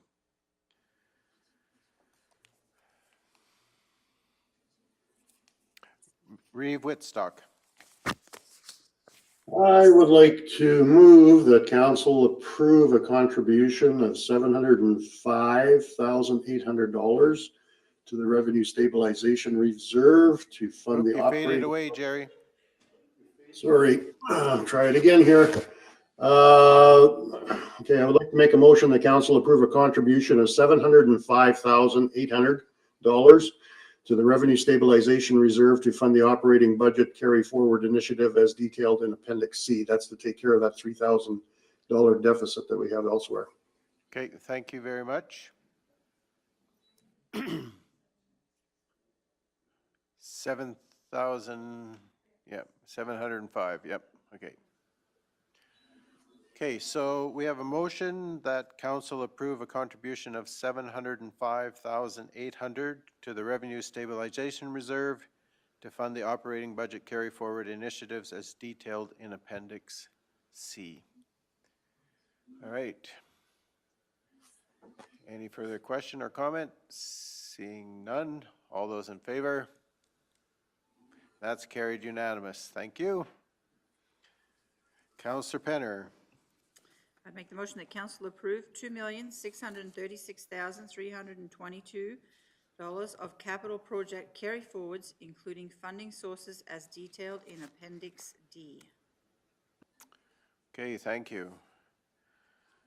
So we have a motion to approve the $2,636,332 of capital project carry forwards, including the funding sources detailed in Appendix D. Clear? All those in favor? And that's carried unanimously. Thank you. All right.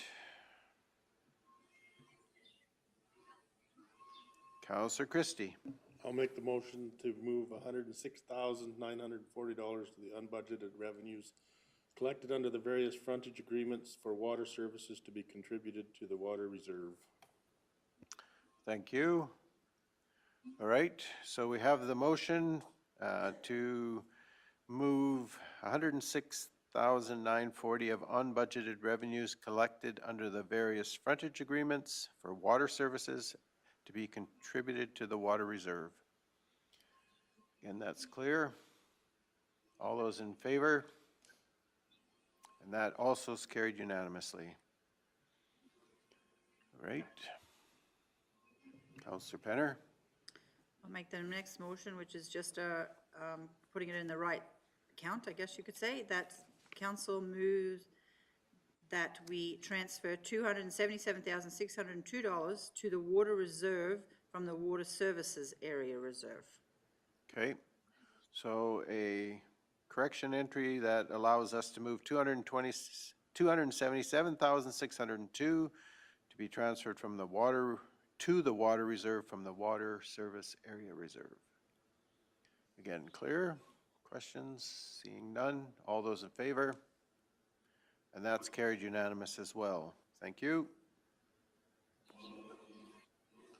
Councillor Cunningham. I'll make the motion that $11,306.67 of actual expenses from the 2020 related to doctor recruitment and retention be withdrawn from the doctor recruitment reserve and contributed to the contingency reserve. Okay, thank you.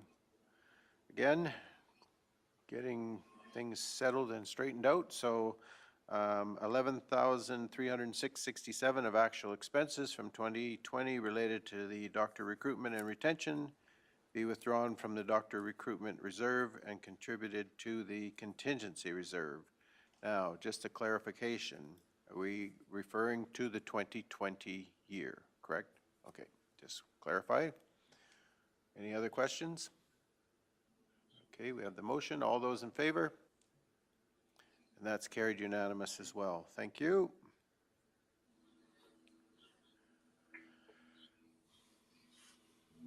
Reeve Whitstock. I would like to move that council authorize an additional contribution. Oh, wait a minute. I'm in the wrong spot here, aren't I? No, you're in the right spot. Okay.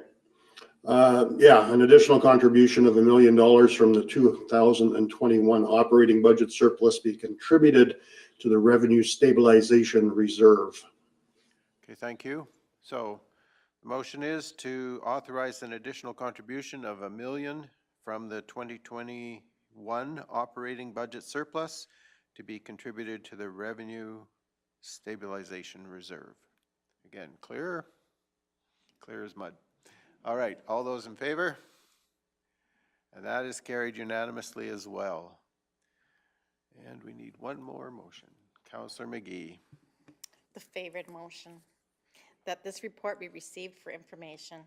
Thank you.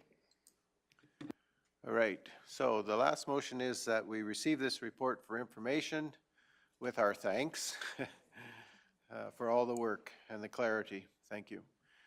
Any questions, discussion? Seeing none, all those in favor? And that also is carried unanimously. Thank you. Marika and Bill, we appreciate that very, very much. And for putting up with our sometimes not quite getting where you're coming from. So, we're getting close to the lunch hour, however. I haven't heard lunch arrive, so I know we're still good.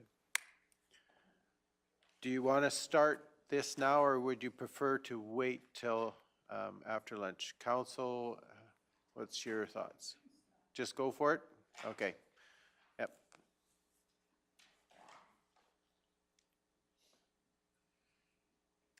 So our next item of business then will be 6.2, which is the 2022 operating and capital budget deliberations.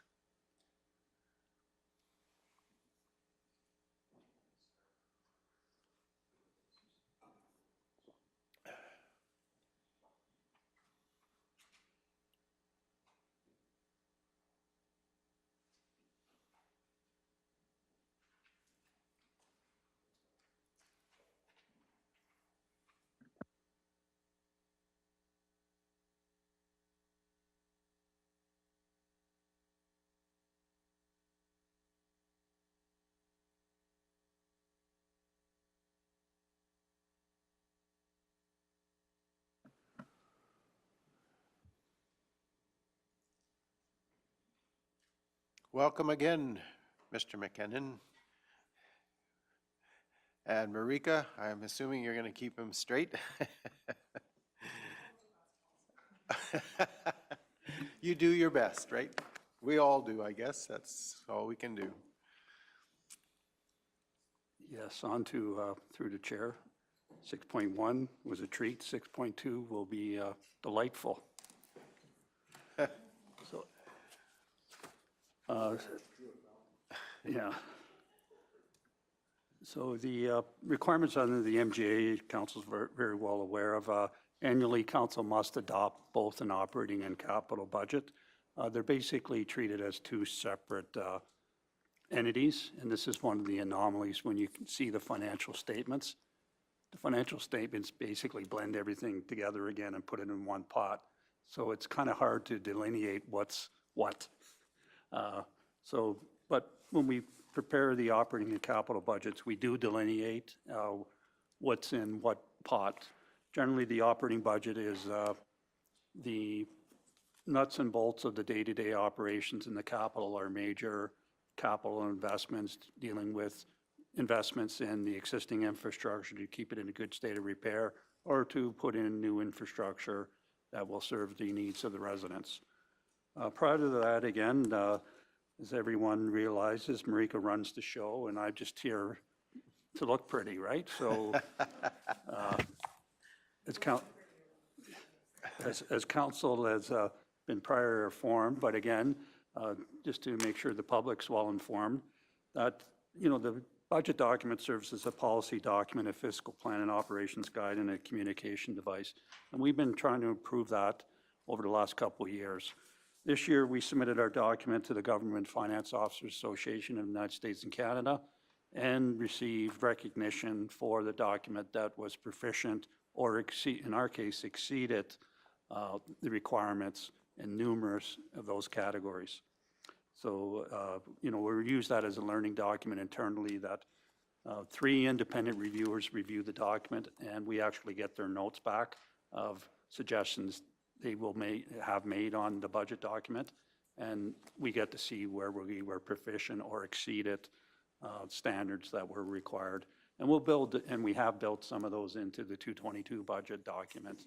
So that will be an ongoing exercise, and we believe the 222 budget document meets the criteria to receive the recognition again for the 222 budget document.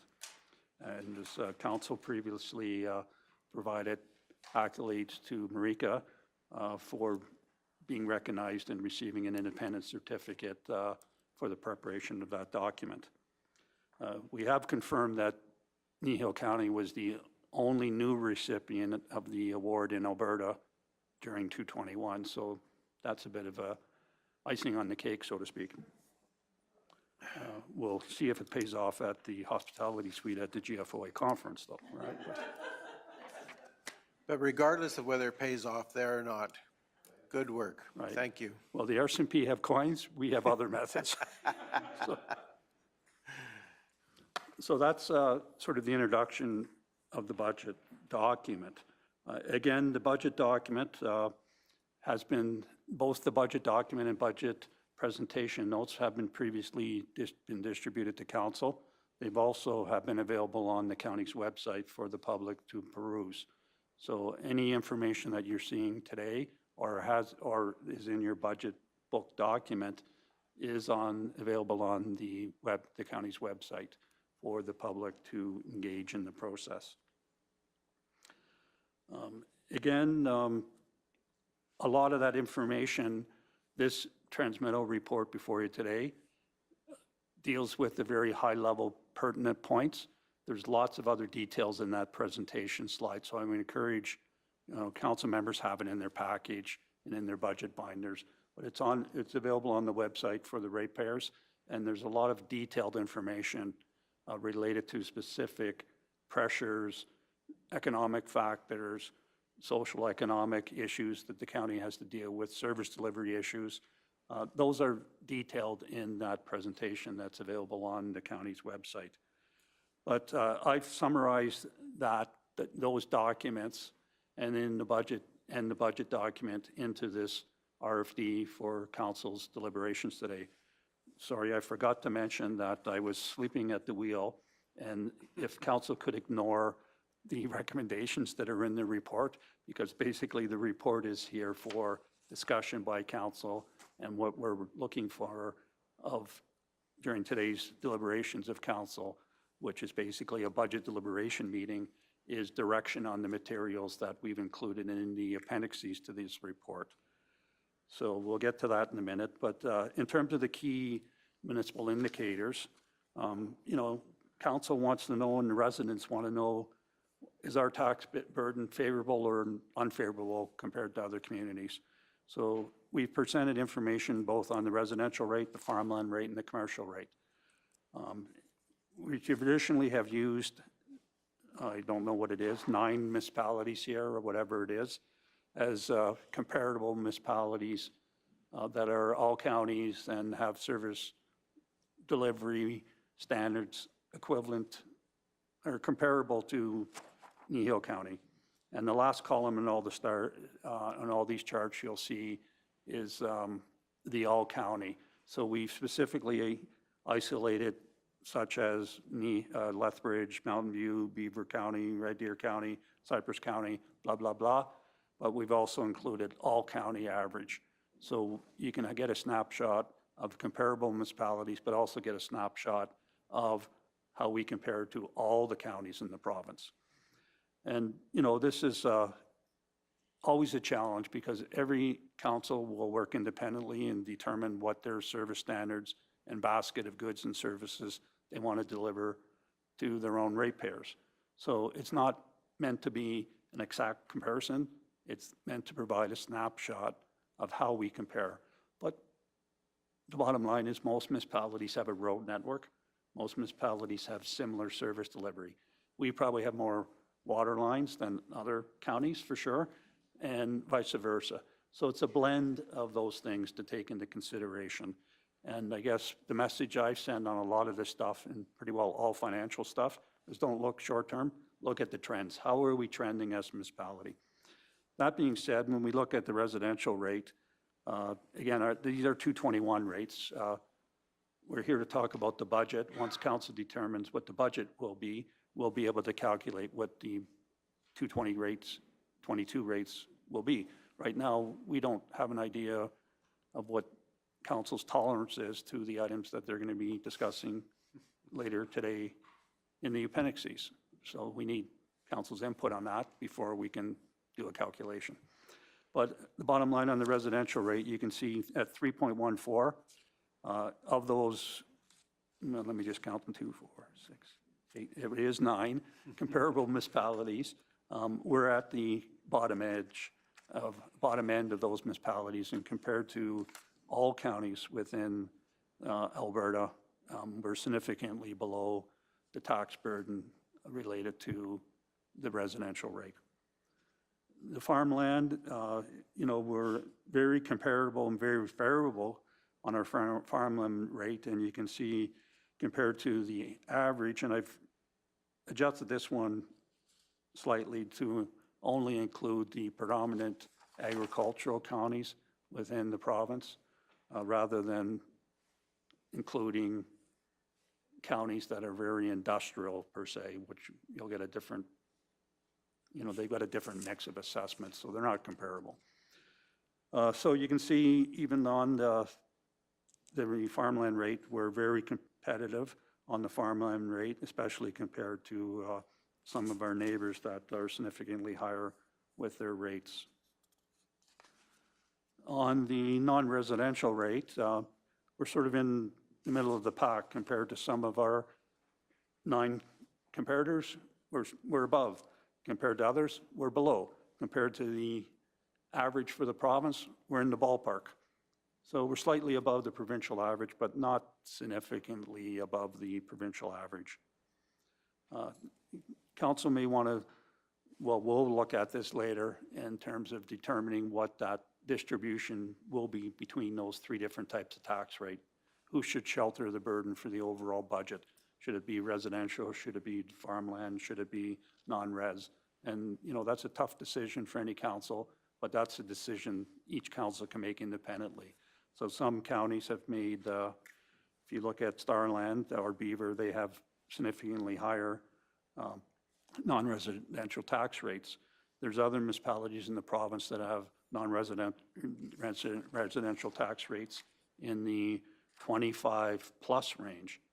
So those councils have made the decision that industry, non-residential group is going to pay a larger proportion of the expenditures related to the provision of service. That's basically it in a nutshell in terms of those comparators. As I mentioned already, there are a significant number of other comparators that are just as valid as these comparators, and those are in those detailed, in the detailed budget presentation that's in your binders and is posted on the website. Again, the 2022 budget continues significant challenges. The guidelines that the administration and council has adopted in prior years is focused mainly on cost constraint, providing value for the ratepayers, maintaining existing service standards, managing the reinvestment in the infrastructure of the county. The county has hundreds of millions of dollars worth of assets in roads, bridges, water systems, parks, and the like. Those all have to be maintained in a good state of repair. Otherwise, as other municipalities unfortunately have discovered, deferring maintenance is not a good financial strategy and will cost significantly more in the future. So, you know, that's sort of an introduction of it in terms of the guidelines that have been predicated in the development of that budget book. And as council's well aware, we do multi-layer review internally before council even sees this. So we start the budget process in the latter part of summer. The directors do their thing. Senior management gives broad guidelines. Staff put it together. It's dealt with in their own divisional units. It comes to finance. We provide some commentaries to senior management. We have that group discussion about opportunities and the like. So even though we've created this budget book, one of the appendices we'll deal with later is some further opportunities administration wants to alert council to. So we have a suggested proposed budget, but given the constraints and pressures that are in 222 and will continue for a number of years, administration has gone back again and really pushed the envelope, so to speak, and we will be presenting further opportunities to mitigate the tax rate challenges and budget pressures that are in the 222 budget. So when we talk about, well, before we get there, it's really a challenge for the municipalities these days. This municipality does not have an expenditure issue. We've controlled costs significantly. The downside is we've lost significant revenue streams through provincial or federal funding, and that's been the challenge we've had. So yes, we have reduced expenditures, and when we get into the details, I can assure you that most accounts are at the 2020 budget levels. So most of the accounts are not spending a nickel more than we did years ago. And there's further cost recommendations that are in one of the appendices that we'll be presenting today. So if you look at it, the base budget expenditures are basically flat or been reduced. Yeah, this year in 222, we've provided additional provisions for fuel. I think everyone recognizes that the cost of fuel are up 30 to 40% over last year. There's no way we can manage the service delivery without adjusting our budgets in certain areas. So we've looked at it from that perspective. Unless people can demonstrate those cost drivers in their budgets, there's no general allowances for inflation or the like within the base budget. Excuse me. So that's the message I wanted to get out there for sure. Again, most of the budget pressures have been external pressures created either by the province and in some case the feds, or because of the economic challenges and economic times. And there's a table there in front in this report that details what those challenges were in 2021, what the challenges were in 220, 221, what the challenges are in 222, and what the challenges at this point are forecasted to be through 223, 225.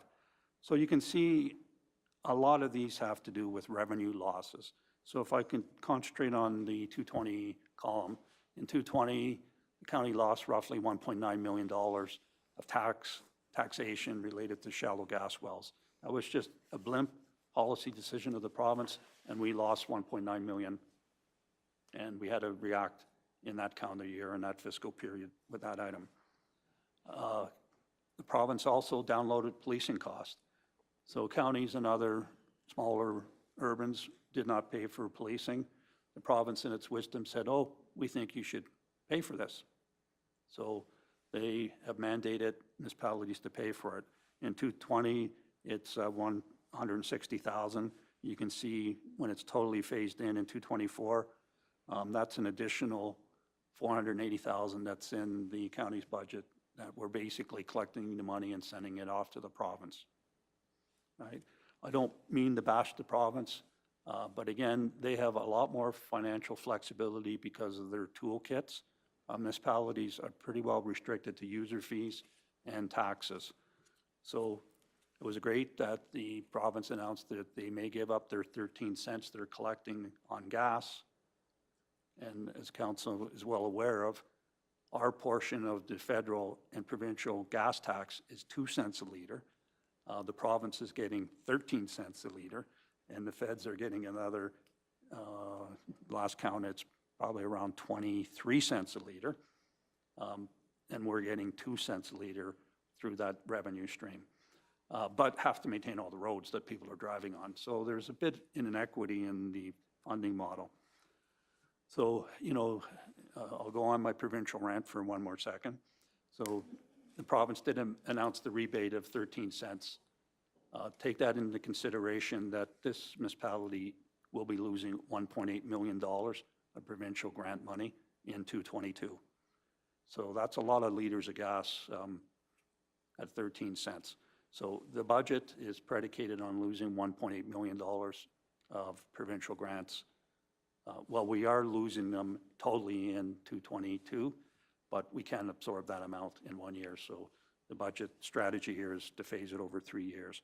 But you can see there's lots of reductions, and similar in 221, assessment model review, additional policing, loss of other provincial grants. The downturn because of COVID, we lost $400,000 in interest earnings. If you see something in the negative brackets, that's actually positive. It means we're recovering some of those monies. So if we go to 222, the assessment model, it has significant depreciation factors. So the province has capped and reduced the availability of collecting revenue on new well drillings or new pipelines that are being built in the county. We won't see any of those revenues until 225. So there's a moratorium. Even though those assets may be in production, we will not be able to generate any income in that. So we're losing money there. Additional policing cost. The province has provided an additional $50,000 and reinstated some of the ASB grant monies, with conditions, of course. Right? And loss of provincial infrastructure. We're showing that at $600,000, but in reality, it is a $1.8 million hit in 222, but we can't manage it in 1 year. So the strategy is to develop a fiscal strategy to replenish that over a 3-year period. In the short term, we can manage it. And as you can see, the initial projection was to increase our interest revenue in the budget by $175,000. Further on, we're suggesting that number can move up another $50,000. But there's pressures. Again, the province, I'm going to go offside of here a bit and get into it. The base budget, which we'll get to in a minute, has roughly $500,000 increase in the base budget. If you take out the $200,000 of provincial pressures, you take out the $80,000 of police pressures, you take out the $75,000 of gas you take out all the uncontrollable costs that council can't control, the base budget is under last year's budget. So the core budget is actually reduced if you take out those factors. Right? So that being said, council still has the challenge of balancing the budget. Municipalities must balance their budget. We cannot deficit finance the budget, unlike other levels of government that can deficit finance their budget. So that is highlighting some of the major changes and pressures that are in the budget, mainly or totally due to external budget pressures. As I mentioned, in summary, the budget is up, potentially up by 1.4 million. Three components that we'll be presenting to council today. Well, actually more than three, but three major categories. What's in the base budget and what are those pressures? What are the one-time projects that administration is bringing forward for council's consideration? And what are the new initiatives? I'm using that term new initiatives loosely because of that 670,000, 600,000 of it is loss of provincial grant money. How do we replenish the loss of provincial grant money? So it's not a new initiative. It's basically, how do we generate additional monies to ensure that the infrastructure needs of the county are not disadvantaged? Without, $1.8 million loss of funding on our capital program is a significant hit. So I'll leave it at that. We'll be going through various appendices after lunch. We'll be asking council to give us direction on each of those appendices. What's in, out, sideways? Do you need additional information, additional clarity? There's supplementary information that's available in the appendices that, the documents were distributed to council. Based on that distribution of documents, we have received requests from council members for supplementary information. We've included the answers to those questions in those appendices that council will be walking through in detail later in the council meeting today.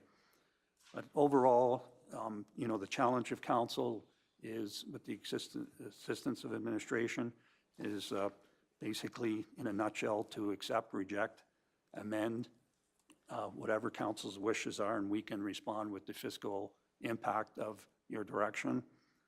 We can do certain, council could look at service reductions, deferrals. We can look at changes in tax rate, model those for councils.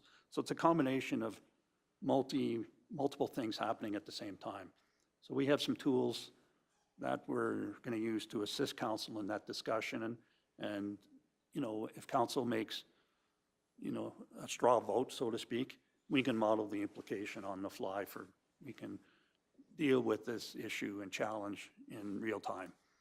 So whether we get through it all today or not, that's yet to be seen. A lot of coffee in the back room to keep us going. So, but that's sort of it in a summation basis. Again, I'm not trying to toot council's horn, but council's horn needs to be tooted a bit because this council this council and previous councils have been very serious about financial stewardship for the ratepayers. Programs and service levels have been maintained. This budget continues that. Council has been proactive in supporting an infrastructure renewal plan. That's occurring. Council is very well. The Reeve, Deputy Reeve, and council members are always advocating for municipalities at RMA and other forums. There is pressure on municipalities. So the province is balancing their budget again. Again, the province has predicated their budget surplus on oil at $70 a barrel. Well, I don't think they're going to have an issue achieving that, right? So when they come in with a whopping surplus, their poor cousins, i.e. municipalities, have deserved some recognition of benefiting from those windfalls because this council and other councils in the province provide the bulk of services directly to the ratepayers. So that's it in a nutshell, and as council is committed to, this sets the stage for a multi-year financial stewardship and management plan. Yes, there's going to be challenges. I'm sorry to say to the new members of council that this term of council will have significant fiscal challenges. Again, take the long-term view. We're not going to fix it all overnight, but the strategy has to be put in place to allow council to manage its outcomes. So that's, I'll turn it over to Marika. I'll say it's lunch. And that was what I was hoping for. So I assume this is a good time to take a break. And so maybe what we'll do is we'll recess for lunch. We'll take 45 minutes for lunch, be back at 1, and then we'll hit the ground running from there. Very good. Okay, thank you. So we're in recess till 1.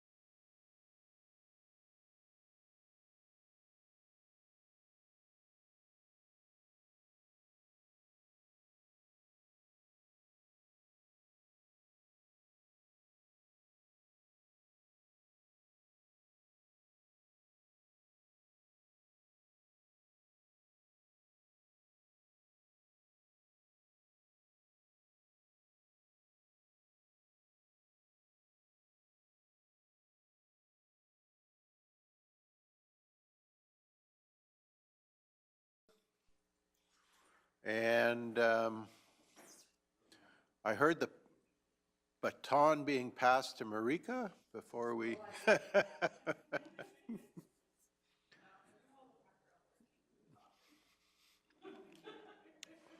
Typical man, right? Are you saying I'm not making any sense?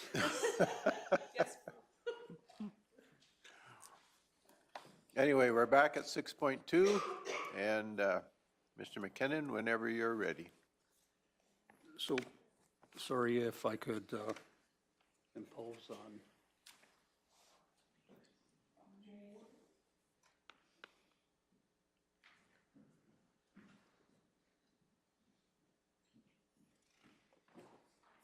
More paper.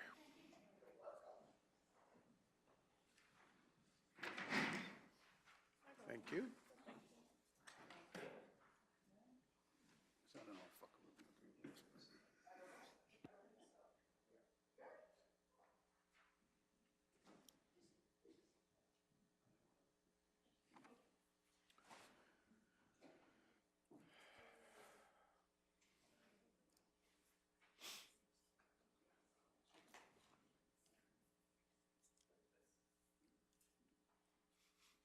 Hi, Christine.